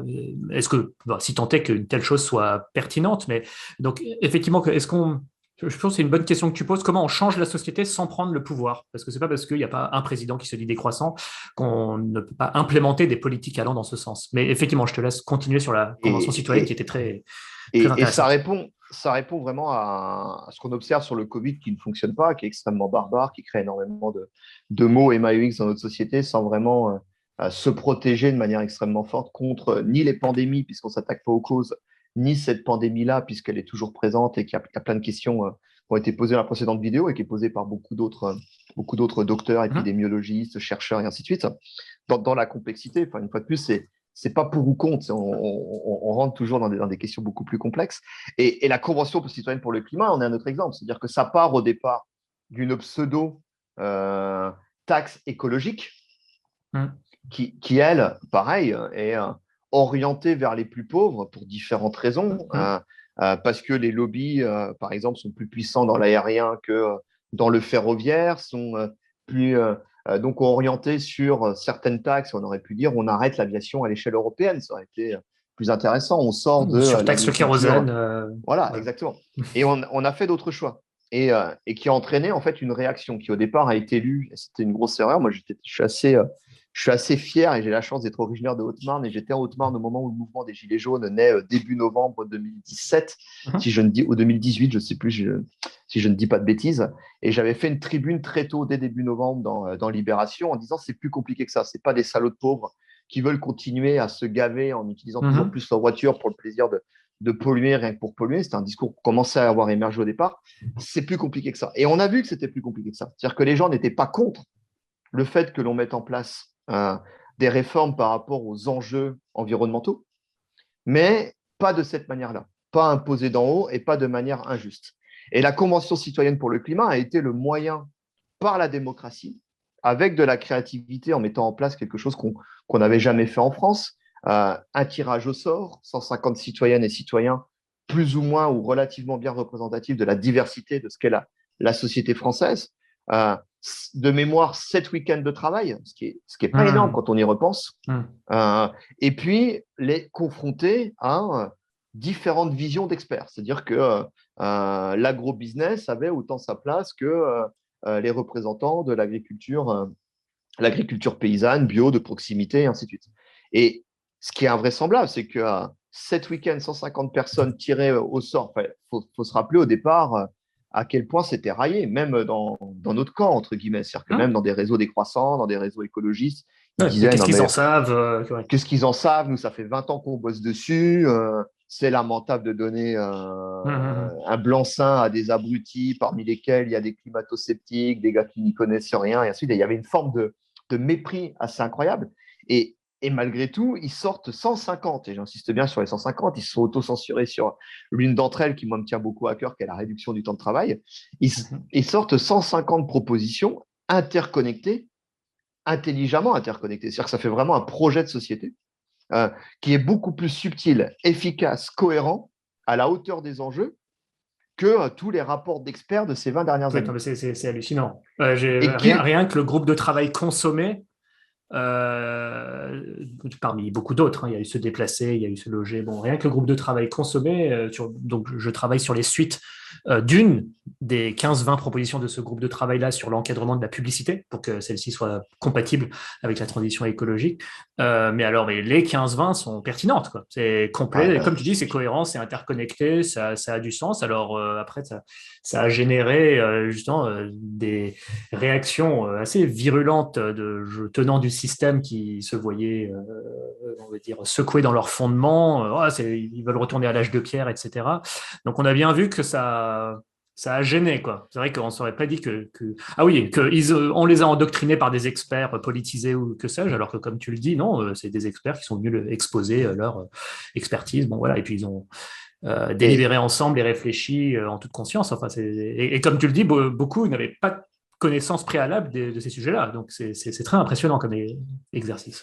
Pardon, je t'ai coupé. ce qui est intéressant, c'est que du fait que, dans un premier temps, puisque le président Macron leur avait dit je reprendrai sans filtre, donc dans un premier temps, on leur a fait confiance. Mhm. Et le fait que l'on leur fasse confiance, ils se sont appropriés ce questionnement-là. C'est-à-dire qu'ils se sont sentis imprégnés d'un mandat citoyen Mhm. au service de la démocratie et la nécessité de faire un travail sérieux. Et quand je dis qu'ils ont travaillé cet week-end, quand on regarde dans le détail, en fait, ils se sont auto-organisés pour se créer des groupes de travail pendant la semaine. Donc, ils rentraient chez eux, ils bossaient, puis le soir, ils s'échangeaient des vidéos, ils s'échangèrent peut-être des vidéos qu'on regarde, ils s'échangeaient des J'en doute. documents, ils se changeaient. Non, et c'est extrêmement intéressant pour même à la fin, en plus, s'auto-instituer en association. Mhm. Et en Mhm. fait, ce qui est aussi intéressant, c'est que vu on leur faisait confiance, qu'ils n'avaient pas de conflit d'intérêts, mais ils ont fait un travail, je dirais, honnête, sincère, pour l'intérêt général. Et quand Mhm. ça revient dans le système politique tel qu'il est organisé, qui est organisé autour du pouvoir, ben, d'un seul coup, ça se crispe parce que c'est les conflits d'intérêts qui vont émerger, c'est les rapports de force qui vont se remettre en place, etc. Et même Macron qui avait dit je vais donner ça aux citoyens, ce qui l'intéressait au départ, je pense qu'il y avait aussi un mépris de classe au départ où il disait c'est des abrutis, il n'en sortira rien, donc je peux donner mon enchantement pour dire on va tout reprendre sans filtre. Mais il avait dit aussi quelque chose que j'ai entendu de la part de Cyril Dion là, dernièrement. Il avait dit Macron, euh, faites-le parce que les décisions que vous prendrez, ce ne sera pas moi. Et donc, je ne serai pas attaqué. C'est-à-dire, je ne serai pas pris en étau par les lobbies, par le système dominant, puisque ça vient des citoyens et ça a une forme de légitimité citoyenne. Et malgré ça, bah, Macron a dû faire un sabotage effroyable autour du truc, qui a été Ouais, en peut-être plus il un s'attendait déni peut-être de pas à ça, démocratie il institutionnelle. s'attendait peut-être pas à ça. Je sais pas ce qui a pu lui passer par la tête pour Et, une telle moi, d'un trahison. point de vue décroissance, et c'est vraiment au cœur du projet de décroissance depuis qu'on y réfléchit, depuis le milieu, la fin des années 2000, qui était vraiment de remettre au cœur de l'organisation de ces questionnements-là une démocratie beaucoup plus délibérative, autour Mhm. des communs, autour Ouais. de ce que j'évoquais, la dotation inconditionnelle d'autonomie, qui consisterait à se poser la question de euh, qu'est-ce qui est suffisant pour avoir une vie digne et comment on y Mhm. répond collectivement de manière soutenable, juste, transparente, Mhm. souhaitable et ainsi de suite. Et dans cette dotation, on retrouverait les choses importantes comme un accès gratuit à des services publics, la santé, l'éducation, les services funéraires, des transports de proximité. Mais la logique serait de mettre en place des délibérations citoyennes sur tout ça. C'est-à-dire que c'est mettre en place un système de santé gratuit en restant dans la logique du lobby pharmaceutique, du business qu'il y a derrière, etc., sans poser la question, on y reviendra peut-être tout à l'heure parce que le temps commence à tourner, et ainsi de suite, de notre rapport à la santé, notre rapport à la mort, et ainsi de suite, ça n'a pas de sens. C'est-à-dire que l'enjeu de mettre en place ces questions sur quels sont nos besoins fondamentaux qu'on mettrait dans une dotation inconditionnelle d'autonomie pour toutes et tous de manière inconditionnelle pour avoir une vie digne, c'est aussi poser la question de l'organisation sociale, des modes de vie, des formes de sobriété, des formes de partage, des formes d'autogestion qu'on y met. Et la grande force, c'est que ça ne vient pas d'en haut, ce n'est pas imposé, ce n'est pas quelque chose de violemment imposé à travers la restriction, c'est quelque chose d'autonome, on parle d'autonomie. Autonomie, c'est l'auto-institution de ses propres règles. C'est-à-dire que je vais y participer, et on a pu voir quand on a mis en place le pass sanitaire en France par le haut en le rendant nécessaire pour aller au cinéma et ainsi de suite, on s'est Mhm. rendu compte qu'il y a eu l'émergence de centaines de milliers de faux passes. C'est-à-dire que, Mhm. et puis si demain le gouvernement change et contre le pass va disparaître. Et l'enjeu de tout ça, en fait, c'est de conscientiser les populations à travers des délibérations citoyennes qui peuvent se décliner par secteur d'activité, par question, pour ou contre le nucléaire, pourquoi faire, qui peuvent se décliner par, quand je parle secteur d'activité, dans l'aviation. On fait participer les gens de l'aviation aujourd'hui sur l'avenir de leur emploi. Enfin, ça va être quelque chose d'extrêmement anxiogène aujourd'hui quand on est conscient de ces questions-là. Travailler dans l'aviation, on est dans une école qui forme à travailler dans l'aviation. Et puis, ça Ouais. peut se décliner aussi par territoire. Déjà, ouais. Dans une ville, dans une commune, dans un département, dans un quartier, dans un quartier, on va mettre en place une monnaie locale. Mais quelle gouvernance pour cette monnaie locale? Pour quel type de produit? Quelle charte? On va Mhm. mettre en place une politique de la nourriture pour aller vers une autonomie en termes de nourriture. Mais quel type d'agriculture mettre en place? Avec qui? Comment? Quel type de formation?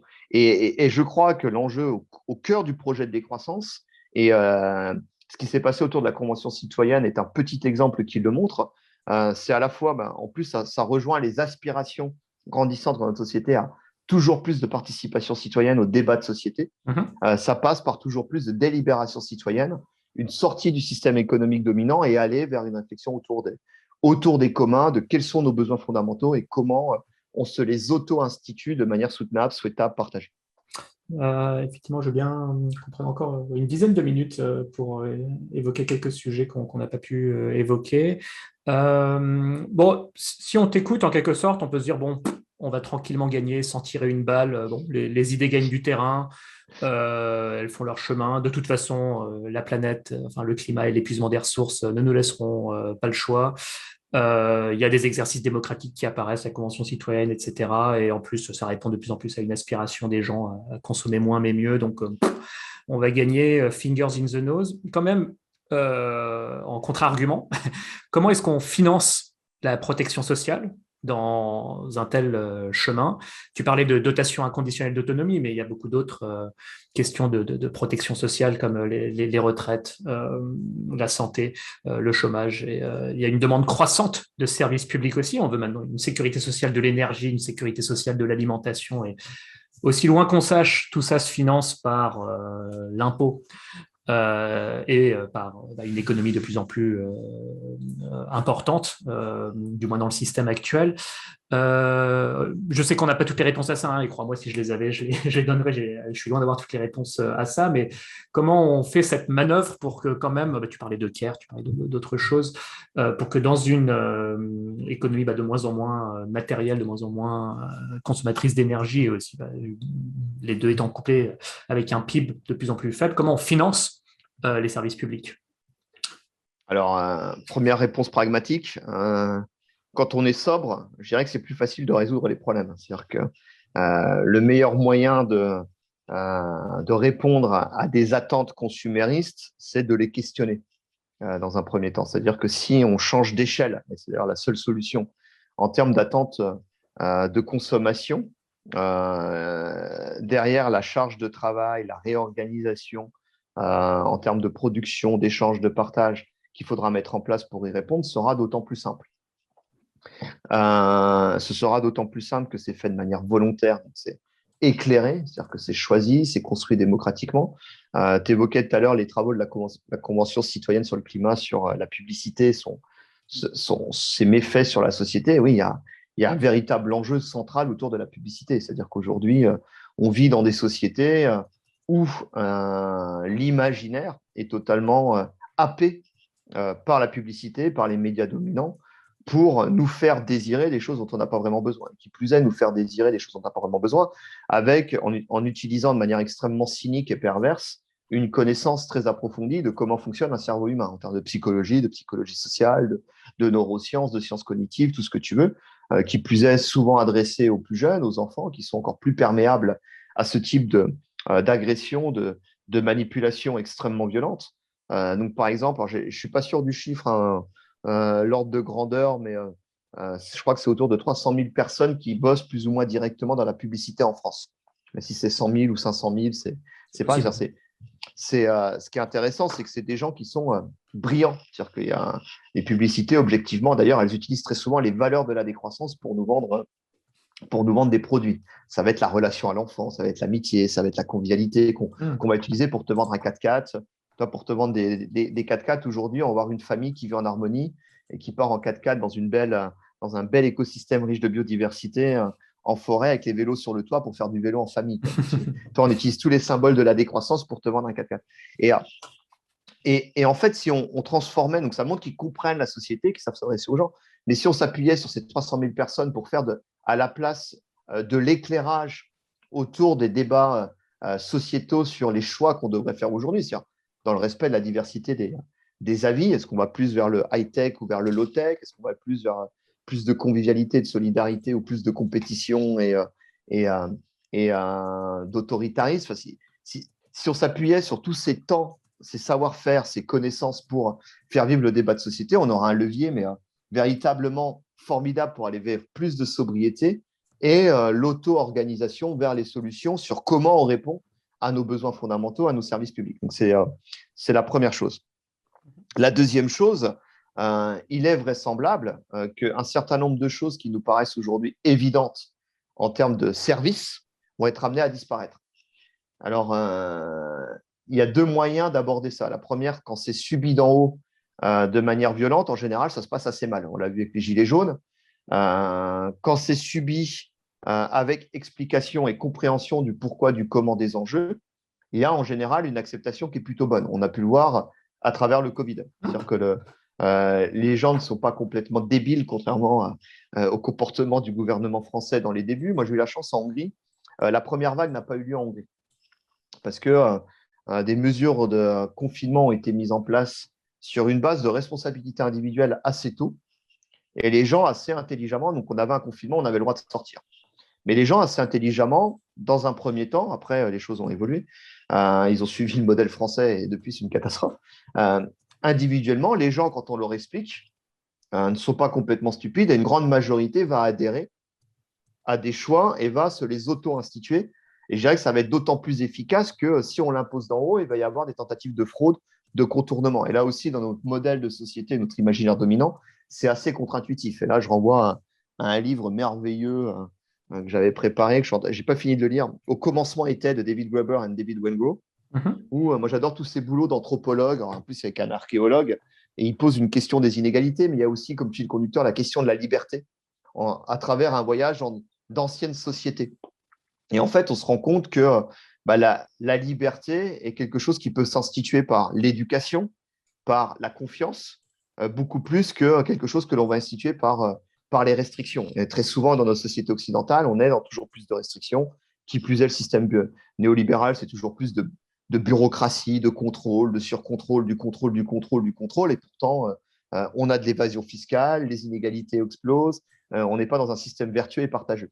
Et moi, je crois beaucoup dans ce système-là, parce que l'expérience nous a montré que ça fonctionnait à travers l'histoire des civilisations. Mais je dirais que ça fonctionne aussi encore aujourd'hui. Quand j'évoquais la notion de rendre visible ce qui a été invisibilisé, il y a énormément de choses vertueuses, énormément de solidarité informelle qui font que nos sociétés aujourd'hui, bien que dominées par l'ultralibéralisme, bien que extrêmement violentes, continuent à tenir. C'est-à-dire que tous les jours, partout, il y a énormément d'entraide et de solidarité. Il y a énormément de choses à l'extérieur de la sphère économique qui fonctionnent. Et l'enjeu de la dotation inconditionnelle d'autonomie, pour répondre à ta question sur comment on met en place les services publics, comment on les finance, etc., en fait, ça va passer par beaucoup plus d'autogestion, de mettre en valeur, de mettre en avant à la fois une sécurisation des vies, des parcours, créer de la sérénité pour générer beaucoup plus de confiance à la fois dans la démocratie, vers plus de démocratie délibérative, et aussi qui dit plus de confiance, dit plus de comportement de citoyens, de citoyenneté les uns envers les autres. Et par exemple, on n'a pas besoin d'EHPAD dans une société. Enfin, les EHPAD, on a inventé, on a vu ce que c'était. C'est une forme de service public qui coûte extrêmement cher et qui d'une violence effroyable. Alors que si on ralentissait, on aurait beaucoup plus de temps à passer avec nos anciens. Et peut-être qu'on aurait des choses à partager, à prendre avec eux. La médecine, c'est avant tout de l'humain, c'est du soin. Alors, il y a un besoin énergétique, technique extrêmement fort derrière, mais on le voit à travers l'effondrement des systèmes de santé occidentaux qui sont hyper technicisés, qui sont extrêmement énergivores, qui représentent des quantités de déchets monstrueux, etc., et qui sont en train de s'effondrer par l'absence du temps qu'a le médecin ou l'infirmière à passer avec la personne pour lui tenir la main, pour discuter. Il y a énormément, on parle beaucoup des placebos, mais le placebo, c'est ça, il y a une dimension psychologique extrêmement forte Alors, ça ne répond pas à tous les problèmes par rapport aux limites physiques, mais en fait, on va vers une société du care et qui valorise le care, c'est-à-dire s'occuper des uns des autres de la même manière par rapport à l'école. Moi, je pense que l'école telle qu'elle est organisée aujourd'hui, on le voit en période de Covid, à quel point c'est compliqué et violent pour le personnel enseignant. Une personne avec 30 jeunes dans une classe, c'est assez aberrant. Ça devrait être l'école de la vie où on a beaucoup plus de temps d'éveil. Moi, j'ai la chance d'expérimenter pas mal de projets éducatifs alternatifs à Budapest autour Ah, d'accord. de Cargonomia, où on va être plusieurs adultes avec des groupes d'enfants réduits. Mais on va être Mhm. dans un échange. Mais ça demande d'une société où on n'est pas 10 heures par jour devant un ordinateur, on n'a pas le temps de s'occuper de ses enfants. Ça demande à être une société qui ralentit, qui se réapproprie du temps et qui repense en fait les relations intergénérationnelles, qui repense l'organisation sociale. Et puis sur les services publics, j'évoquais, je terminerai là pour ne pas être trop long, et ça fera peut-être la transition Oui, vers tu d'autres donnes de sujets. bons exemples, hein, oui, vas-y. La santé, Hippocrate disait, votre médicament sera votre nourriture. Aujourd'hui, on le voit bien à travers le Covid, qui est une syndémie, c'est-à-dire que c'est une maladie de civilisation. C'est-à-dire que les personnes qui meurent du Covid ou qui sont gravement touchées par le Covid sont des gens qui sont déjà victimes des maladies de notre civilisation. Obésité, surpoids, maladies cardiovasculaires et ainsi de suite, qui sont liées à des modes de vie qui ne sont pas sains. Et puis, par extension, il y a la question qui était évoquée dans la dernière vidéo sur les fermes animales qui ont été un accélérateur de mutation, où le Mhm. Covid, il passe dans les fermes de visons, il mute très vite parce qu'on emmagasine des quantités monstrueuses d'êtres vivants dans des petits espaces, et il ressort, il a muté, notre système immunitaire n'est pas prêt. Et puis le Covid, au départ, comme la plupart des maladies qui ont émergé ces dernières décennies, c'est une zoonose, Mhm. c'est-à-dire que c'est en s'attaquant à la biodiversité qu'on rentre en contact avec des animaux d'une Et telle manière qu'on ne devrait pas comme le beaucoup faire, d'autres maladies que contemporaines, exactement, oui, oui. Puis exactement l'LPBS, ça. on a parlé, je pense à l'été 2020, disons qu'il y a des centaines de Exactement. milliers de virus en circulation dans des zones où il faudrait surtout pas aller. Enfin, voilà. Non, non, mais Et on voit tout très à bien, fait. donc soit Je on vois bien ton répond à approche. un système de service public de santé en disant on va mettre toujours plus d'argent, de techniques pour résoudre des maladies qui sont inhérentes de nos modes de vie, soit on dit on change nos modes de vie vers des modes de vie beaucoup plus sains et on aura un besoin en termes de services de santé qui sera beaucoup moindre et du coup la question de comment on y répond sera beaucoup plus aisée. Mhm. Ouais, Donc c'est une tout à forme de fait. Non, mais c'est sobriété intelligente. tout à fait. Autre objection qu'on peut avoir sur les questions de décroissance, quid, enfin, qu'est-ce que ça veut dire pour les pays émergents, pour les classes populaires de pays riches qui n'ont pas grand-chose à décroître? Qu'est-ce que ça veut dire pour eux? Comment on arrache des milliards de gens encore pauvres de la misère avec tout ce qu'on raconte depuis le début? Alors, ce qui est intéressant, c'est, moi, j'ai la chance de régulièrement rencontrer dans les réseaux de la décroissance, mais pas que, aussi des étudiants, etc., qui viennent des pays du Sud, des pays émergents ou en voie de développement. Et puis, très souvent, on se rend compte qu'on a plus à apprendre d'eux que le contraire, en termes de sobriété, en termes d'entraide, en termes de rapport au temps, en termes de rapport à la nature. Alors, je ne suis pas dans la mystification du bon sauvage ou Non, du non, je bon comprends. pauvre, Mais est-ce que eux mais il y veulent pas a, être comme nous, entre guillemets, sans vouloir voilà. Alors trop. après, tu sais, si tu vas en Afrique, tu vas voir la quantité de publicité qu'il y a. Donc, on rejoint aussi le truc. Aujourd'hui, les super productions cinématographiques, les séries sont quand même faites dans les pays occidentaux et touchent l'ensemble des populations du monde avec, en véhiculant aussi des idéaux de vie, des imaginaires. Alors, il y a des bonnes séries, il y a des bons films, mais pour une bonne série ou un bon film, qui sera peut-être plutôt ce qu'on va regarder, il y a aussi des dizaines qui sont des outils de cultural soft power, de propagande pour vendre le mode de vie occidentale. Donc, il y a toutes ces questions. Et là aussi, la démocratie, le dialogue, un dialogue euh, apaisé, un dialogue de respect autour du pluriversalisme, c'est-à-dire qui met en avant ce que l'on a en commun en respectant aussi les diversités culturelles. Je pense qu'il y a beaucoup de choses à apprendre. Ça rejoint aussi ce à quoi la décroissance invite à travers son voyage dans les civilisations passées, dans d'autres cultures, dans d'autres civilisations, où on se rend compte, et une fois de plus, ce livre de David Graeber et David Wengrow sur Et au commencement était, nous permet de voir que le modèle civilisationnel dans lequel on est enfermé culturellement aujourd'hui, en fait, est assez pauvre par rapport à la diversité de tout ce qui a pu exister par le passé, ce qui existe encore, et de tout ce que l'on peut construire en termes d'organisation sociale, d'imaginaire autour de ça. Donc je dirais qu'à travers la relation envers les pays dits les plus pauvres, les pays du tiers-monde, les pays du Sud, les pays émergents, les pays en voie de développement, il y a énormément de choses à apprendre. Et moi, je vis dans un pays aujourd'hui en Hongrie qu'on appelle un pays semi-périphérique. Déjà, il y a une dimension, je dirais, impérialiste culturel, parce que tout est centré sur l'Occident et puis il y a les autres qui doivent suivre. C'est toute la Mhm. critique du développement qui est au cœur, au départ, de la pensée de la décroissance, hein, le développement comme étant un outil d'impérialisme culturel qui a permis de perpétuer au nom d'un joli mot le post-colonialisme, c'est-à-dire l'exploitation des ressources des pays du Sud pour nous permettre d'avoir une empreinte écologique et un niveau de consommation non soutenable. Enfin, les 30 Glorieuses en France est financé grâce à l'assistance technique en termes de matériaux, d'énergie et de travail humain par nos ex-colonies. Et on peut reprendre tout cet exemple. Et puis, le développement, c'est un outil d'impérialisme culturel aussi, parce qu'il place l'imaginaire dominant en disant il y a une voie à suivre qui est la voie que les Occidentaux ont initiée. C'est-à-dire que l'enjeu, c'est de suivre le même modèle civilisationnel. Alors qu'il il y a aujourd'hui, je crois, 6000 langues de parler dans le monde. Et sur ces 6000 langues, il n'y en a qu'une centaine qui sont dans notre imaginaire dominant, en incluant les Indiens, les Chinois, etc. Mhm. Donc, on est archi minoritaire en termes de culture, mais on est archi majoritaire en termes d'impact de destruction et de population mondiale. Et l'enjeu, c'est d'aller voir ces 4900 autres langues que l'on ne connaît pas et de dire, mais peut-être que ces tribus de chasseurs-cueilleurs, ces civilisations qui n'ont pas fait le choix du développement comme le nôtre, qui n'ont pas fait le choix du capitalisme, du productivisme, du consumérisme, du matérialisme, et qui vivent en harmonie avec la nature depuis des siècles et des siècles. Alors, il y a peut-être des choses qui vont nous choquer, avec lesquelles on ne sera pas d'accord, mais peut-être qu'ils ont quelque chose à nous apprendre. Donc, c'est le premier point. Mhm. Sur les Le deuxième 6 point, juste une petite anecdote, sur les 6000, il me semble qu'il y en a 2000 rien qu'en Papouasie-Nouvelle-Guinée, donc c'est 9 millions ouais, d'habitants, 1000 au Cameroun. Bon, voilà, après, ouais, les 3000 autres, après, c'est ailleurs, mais rien. tu prends l'exemple du Cameroun, c'est une petite anecdote que j'aime bien, qui vient d'un livre de Serge Atouche sur l'Afrique, qui est quand ils ont essayé de traduire le mot développement dans une des langues du Cameroun, qu'elle étonne, je crois, de mémoire, enfin, j'espère que je ne dis pas de bêtises. La traduction la plus proche qu'ils ont trouvée pour faire sens dans leur culture, c'était le rêve du blanc. C'est Ah oui. extrêmement intéressant Mhm. de voyager dans d'autres cultures pour aussi prendre une distance par rapport à nos propres croyances. Tout ce Mhm. qui paraît implicite ici ne l'est pas nécessairement pour d'autres cultures. Mhm. Et je crois que c'est ça qui est hyper intéressant dans la décroissance, cette décolonisation de l'imaginaire et cette ouverture vers d'autres possibles qui sont souhaitables, qui sont conviviaux et ainsi de suite. Mhm. Tu reparlais de Serge Deux, Latouche. Ouais, Serge Latouche, ouais, qui est l'un des pères de la décroissance, et j'invite Mhm. tout le monde à aller relire ses livres, et notamment les précurseurs de la décroissance qu'il dirige.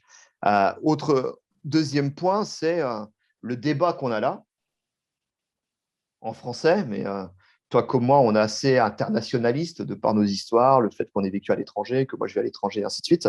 En fait, il a lieu à peu près dans tous les pays du monde, sous différentes formes, mais dans tous les pays développés en voie de développement du monde. C'est-à-dire qu'en Chine, on va le retrouver aussi. C'est-à-dire qu'il y a, moi j'ai discuté avec pas mal de Chinois, notamment des syndicalistes chinois, des gens haut placés dans les instances dirigeantes chinoises, etc., où il y a des tensions. Est-ce que les Chinois, en suivant le modèle industrialiste, expansionniste occidental, ils ont toujours considéré un peu les Occidentaux comme des chiens fous qui partent dans tous les sens, qui font n'importe quoi, et ainsi de suite, en suivant cette dynamique-là, est-ce que la Chine ne s'est pas fourvoyée dans une impasse? Et il y a des débats, mais compliqués. Ils sont pris aussi au piège de la société de croissance qui, quand on s'y engage, on est obligé à courir toujours plus vite pour ne pas s'effondrer. Il y a des débats qui disent que la Chine devrait revenir sur ses fondamentaux ruraux, ses fondamentaux d'entraide, ses fondamentaux de sobriété, ses fondamentaux d'agriculture locale, et ainsi de suite. Et il y a des débats autour de ça, et avec des tensions. Alors, les débats ne vont pas prendre la même forme dans la société chinoise qu'ils vont prendre dans les sociétés occidentales. De la même manière, je vais prendre l'autre grand pays du monde, puisque les Occidentaux représentent beaucoup moins que la Chine, et donc l'autre qui est l'Inde. En Inde, c'est pareil, on en parle très peu. Il y a énormément de mouvements extrêmement durs contre le développement, notamment portés par les femmes. Il y a eu l'un des plus grands, ces derniers temps, l'un des plus grands mouvements citoyens de l'histoire contre l'imposition de l'industrialisation de l'agriculture, pour l'agriculture paysanne, etc. Et dans la critique, dans ces mouvements post-gandhistes anti-développementistes, il y a toute une Mhm. réflexion de dire le développement déstructure nos sociétés et casse les solidarités informelles et crée des violences au sein de la société. Et je pourrais prendre des exemples dans tous les pays du monde, en Amérique latine, avec les mouvements anti-extractivistes, eux aussi écoféministes, beaucoup portés par par des femmes indigènes qui sont aujourd'hui, par exemple, dans le désert de l'Atacama, qui habitent aujourd'hui au-dessus des mines de lithium que tout le monde convoite. Ou dans ma région, dernièrement, un mouvement extrêmement fort en Serbie contre un projet de la plus grande mine au lithium qui a été rejeté par les populations locales. Et je dirais que dans toutes les sociétés, aujourd'hui, il y a des débats, il y a des réflexions, il y a des discussions, peut-être minoritaires, mais qui posent ces questions-là. Et un des enjeux de la décroissance, notamment à travers nos conférences internationales de la décroissance, tout en respectant ces diversités-là, parce qu'utiliser le mot décroissance en Afrique, ça n'a peut-être pas de sens. Il faudrait plutôt parler de décolonisation, de lutte contre l'impérialisme occidental, etc. En Amérique latine, c'est de des mouvements sécurité alimentaire, de plein de choses. Enfin, bref. Exactement. En Amérique latine, c'est une lutte contre l'extractivisme et l'impérialisme états-unien ou occidental pour les ressources naturelles, la défense des droits des peuples indigènes, ça va être des mouvements écoféministes, ça va être des mouvements qui ont beaucoup à nous apprendre. Je pense notamment à des philosophies comme le buen vivir, le bon vivre. J'avais commencé en disant la décroissance, c'est une pensée de la vie bonne. Il y a d'autres cultures qui ont gardé ça au cœur de leur pensée, avec lesquelles avoir un dialogue est extrêmement enrichissant pour nous occidentaux, devenus purement matérialistes, consuméristes, dans l'accélérationnisme de nos vies, etc. Il y a une réflexion sur la Pachamama, la terre-mère, qui est toute une réflexion qui va à l'encontre de toute forme de domination, la domination de l'espèce humaine sur les autres espèces du vivant, et aussi la domination qu'on retrouve au sein de l'espèce humaine. Le patriarcat, notre histoire coloniale, notre histoire esclavagiste, le capitalisme qui entraîne des formes de domination à travers un système économique qui fait que des personnes sont obligées d'accepter des humiliations, des boulots à la con et ainsi de suite. Donc, il y a toutes ces réflexions-là et je pense qu'ouvrir le débat qu'on a aujourd'hui à d'autres parties du monde est extrêmement enrichissant en premier lieu pour nous. Et dernier point qui est essentiel, c'est qu'il n'y aura aucune possibilité pour les peuples dits pauvres, les peuples du Sud, des pays émergents, etc., de se réapproprier leur autodétermination sans que nous, on sorte de notre modèle consumériste et productiviste. C'est-à-dire que sans décroissance de notre empreinte écologique, de notre consommation et ainsi de suite, ils seront condamnés à être purement et simplement exploités à la fois en termes de ressources et en termes de personnes par nous pour continuer à produire toutes les saloperies qu'on consomme au quotidien. C'est-à-dire que l'Europe en elle-même est plutôt pauvre en termes de ressources, je pense notamment les ressources minières, etc. Et le peu de ressources minières, si tu prends par exemple, tu me dis si je dis une bêtise, hein, en Hollande, ils ont un peu de terres rares qui pourraient être utiles pour arrêter d'aller les piller en Chine ou ailleurs et trouver de l'autonomie. Mais si on commence à exploiter les terres rares en Hollande, ça risque de mal se passer. En plus, c'est un pays avec une forte densité de population. Les gens ne seraient pas trop d'accord d'ouvrir des mines dans leur jardin un peu partout. Et donc, il y a cette tension-là. Donc, nous, réduire notre empreinte écologique permet d'offrir de la liberté, de l'autodétermination pour les peuples d'autres parties du monde que l'on exploite aujourd'hui. Oui, ça me revient le nom de ce mouvement chinois, on va dire que nous, on appellerait décroissant, Tongping. Ceux qui s'allongent dans les rester espaces allongé, publics. oui. Alors voilà, c'est des jeunes, de ce que j'ai compris, leurs revendications n'ont pas grand-chose à voir avec l'écologie, mais juste, bon, à quoi bon tout ça? On nous fait des grandes pour moi, promesses, c'est très décroissant parce que c'est c'est pas une bien rupture vivre. c'est une rupture avec le travaillisme et le productivisme qui s'est Ouais. imposé et qui disent une vie qui consiste à bosser comme un con toute sa vie pour consommer des choses inutiles ne mérite pas d'être vécue. Donc, on voit très bien qu'il y a une forme de sagesse en discutant avec ces gens-là qui viennent de Chine, qui peuvent être extrêmement éclairants pour nos débats nous en Europe. Mouvement qui est pas très bien vu du Parti communiste chinois, on peut l'imaginer. J'imagine. On va clore sur la question de la démographie en parlant de Chine, qui est le pays le plus peuplé du monde, mais aussi le pays qui, dans l'histoire, a mené la politique de dépopulation la plus dure. Voilà. Voilà la question de la démographie en termes de décroissance. Est-ce qu'il faut que la population mondiale plafonne? Est-ce qu'il faut qu'elle baisse? Si oui, comment? Qu'est-ce que tu en penses? Alors, ce qui est certain, c'est que pour la croissance de la population mondiale est aussi stupide que la croissance pour la croissance du PIB. Et c'est ce en quoi on s'était engagé aussi, c'est-à-dire que plus de population sur Terre, ça fait plus de potentiel de capacité de travail, donc plus d'argent. Et puis, ça a été possible parce qu'on avait aussi une quantité toujours plus grande d'accès à l'énergie. C'est-à-dire qu'on ne serait pas monté, et je crois qu'on va atteindre autour de 10 milliards, d'après les dernières études, de population mondiale. S'il n'y a pas de choc violent d'ici là, Mhm. on n'aurait pas atteint une telle population si on n'avait pas développé une société industrielle telle qu'on l'a fait, avec derrière nos 80% de dépendance aux énergies fossiles qui représentent une quantité extrêmement flexible, stockable, transportable, concentrée d'énergie qui permettent de faire énormément de choses. C'est la première des choses. Donc la décroissance n'est pas pour, de manière stupide, la croissance pour la croissance de la démographie, ce qui est totalement absurde. Alors une fois qu'on a dit ça, des politiques de décroissance démographique, en général, ça se passe assez mal, c'est assez violent.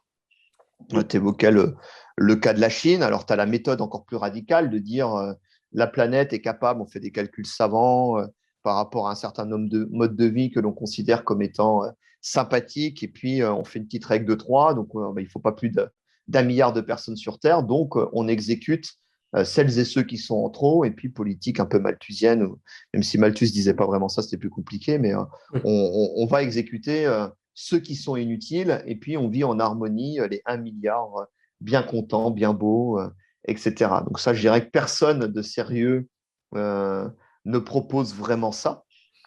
Euh, les politiques dénatalistes, en général, ça fonctionne mal et c'est extrêmement violent, donc ce n'est pas souhaitable non plus.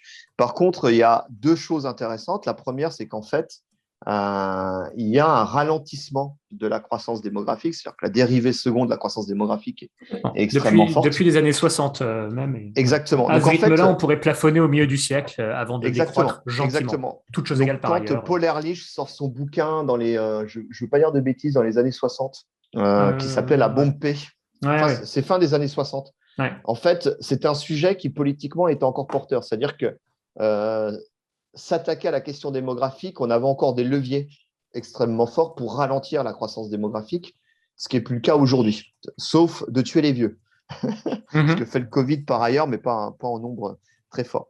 Et en fait, aujourd'hui, on est déjà dans une dynamique où on va piquer et on va avoir une baisse de la population.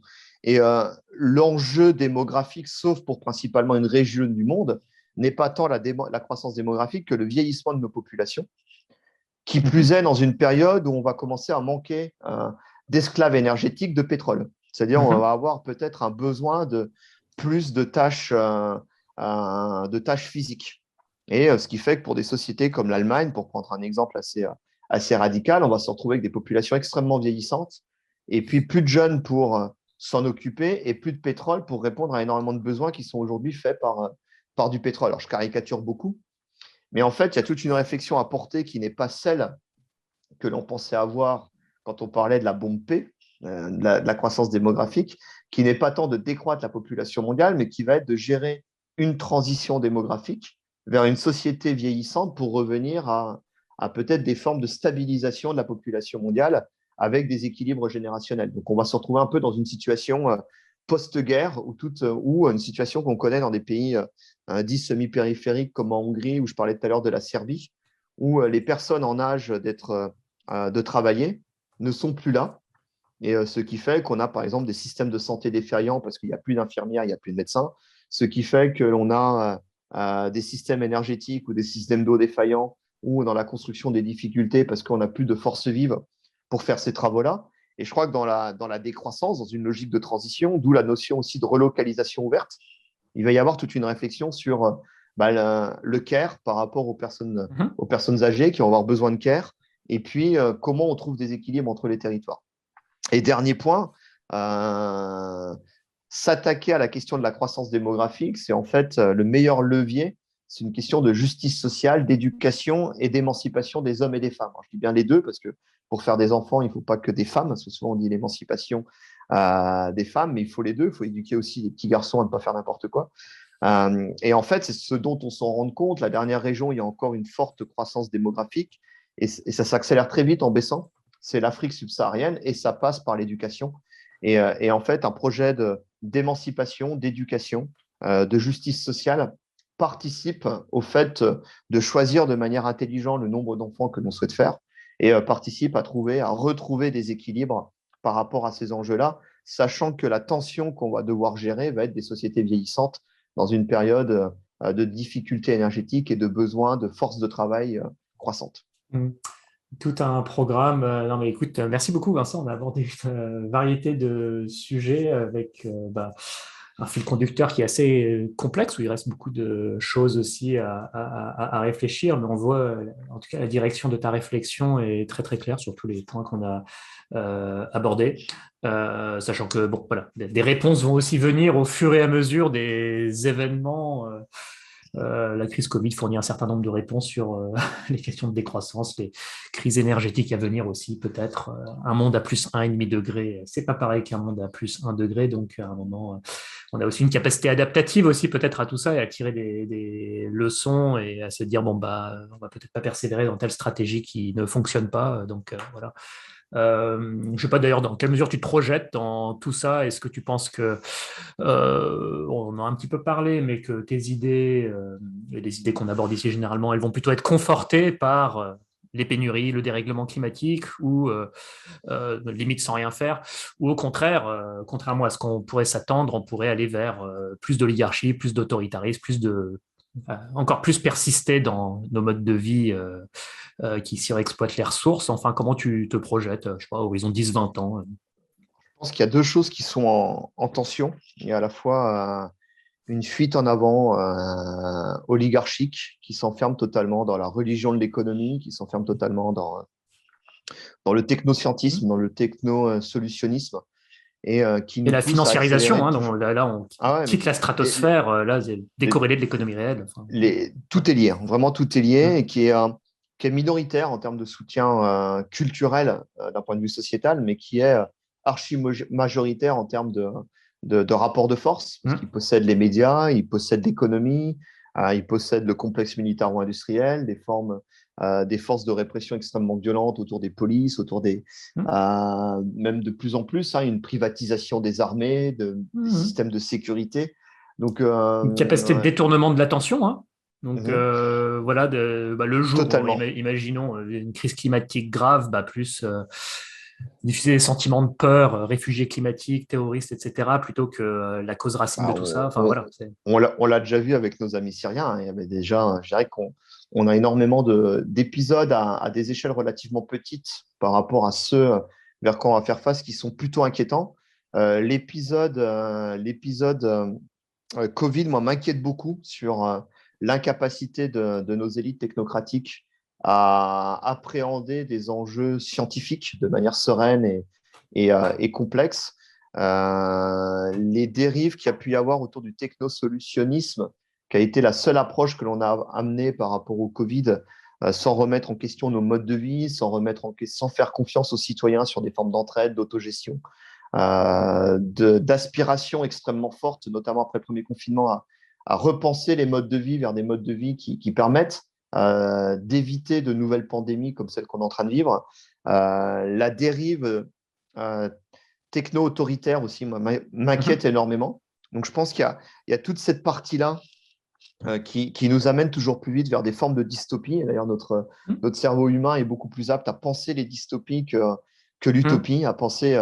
On imagine beaucoup plus ce type de dystopie, l'effondrement de notre civilisation, plutôt qu'une sortie démocratique et vertueuse Oui, oui, oui. du capitalisme, du modèle dominant dans lequel Et on puis, est. on a fait, je sais pas quoi, 30 épisodes de Black Mirror et on va tout droit vers tous les Ah 30. ouais, Donc, exactement.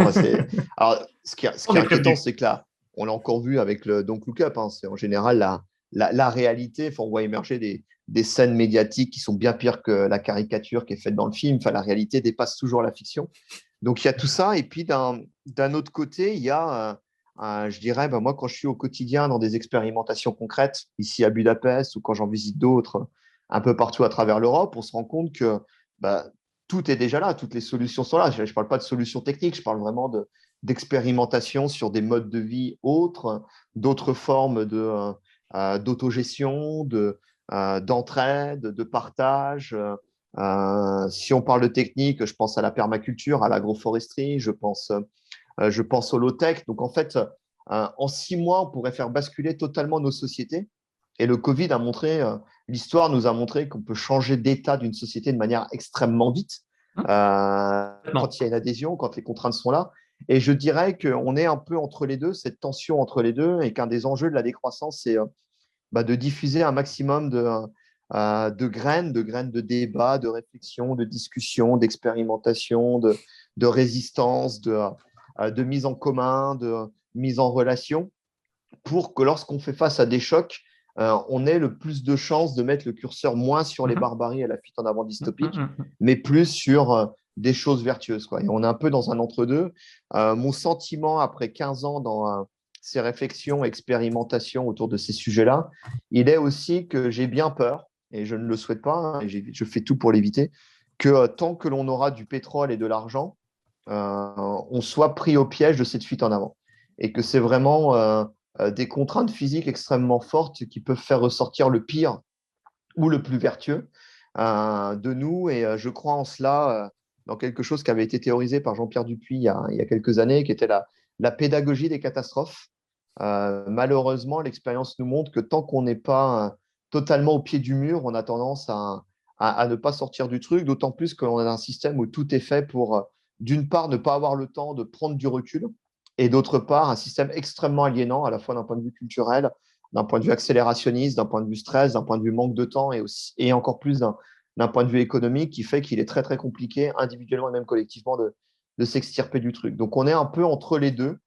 Je pense qu'on va aller dans les années qui viennent vers des choses extrêmement intéressantes, des choses extrêmement violentes et barbares, mais aussi des choses extrêmement belles et vertueuses, riches de créativité, qui vont être très belles à co-construire ensemble. Donc, on se retrouve à nouveau, enfin, on est à un carrefour de notre civilisation, et ce genre de changement d'une civilisation vers d'autres civilisations plurielles sont toujours des passages extrêmement difficiles.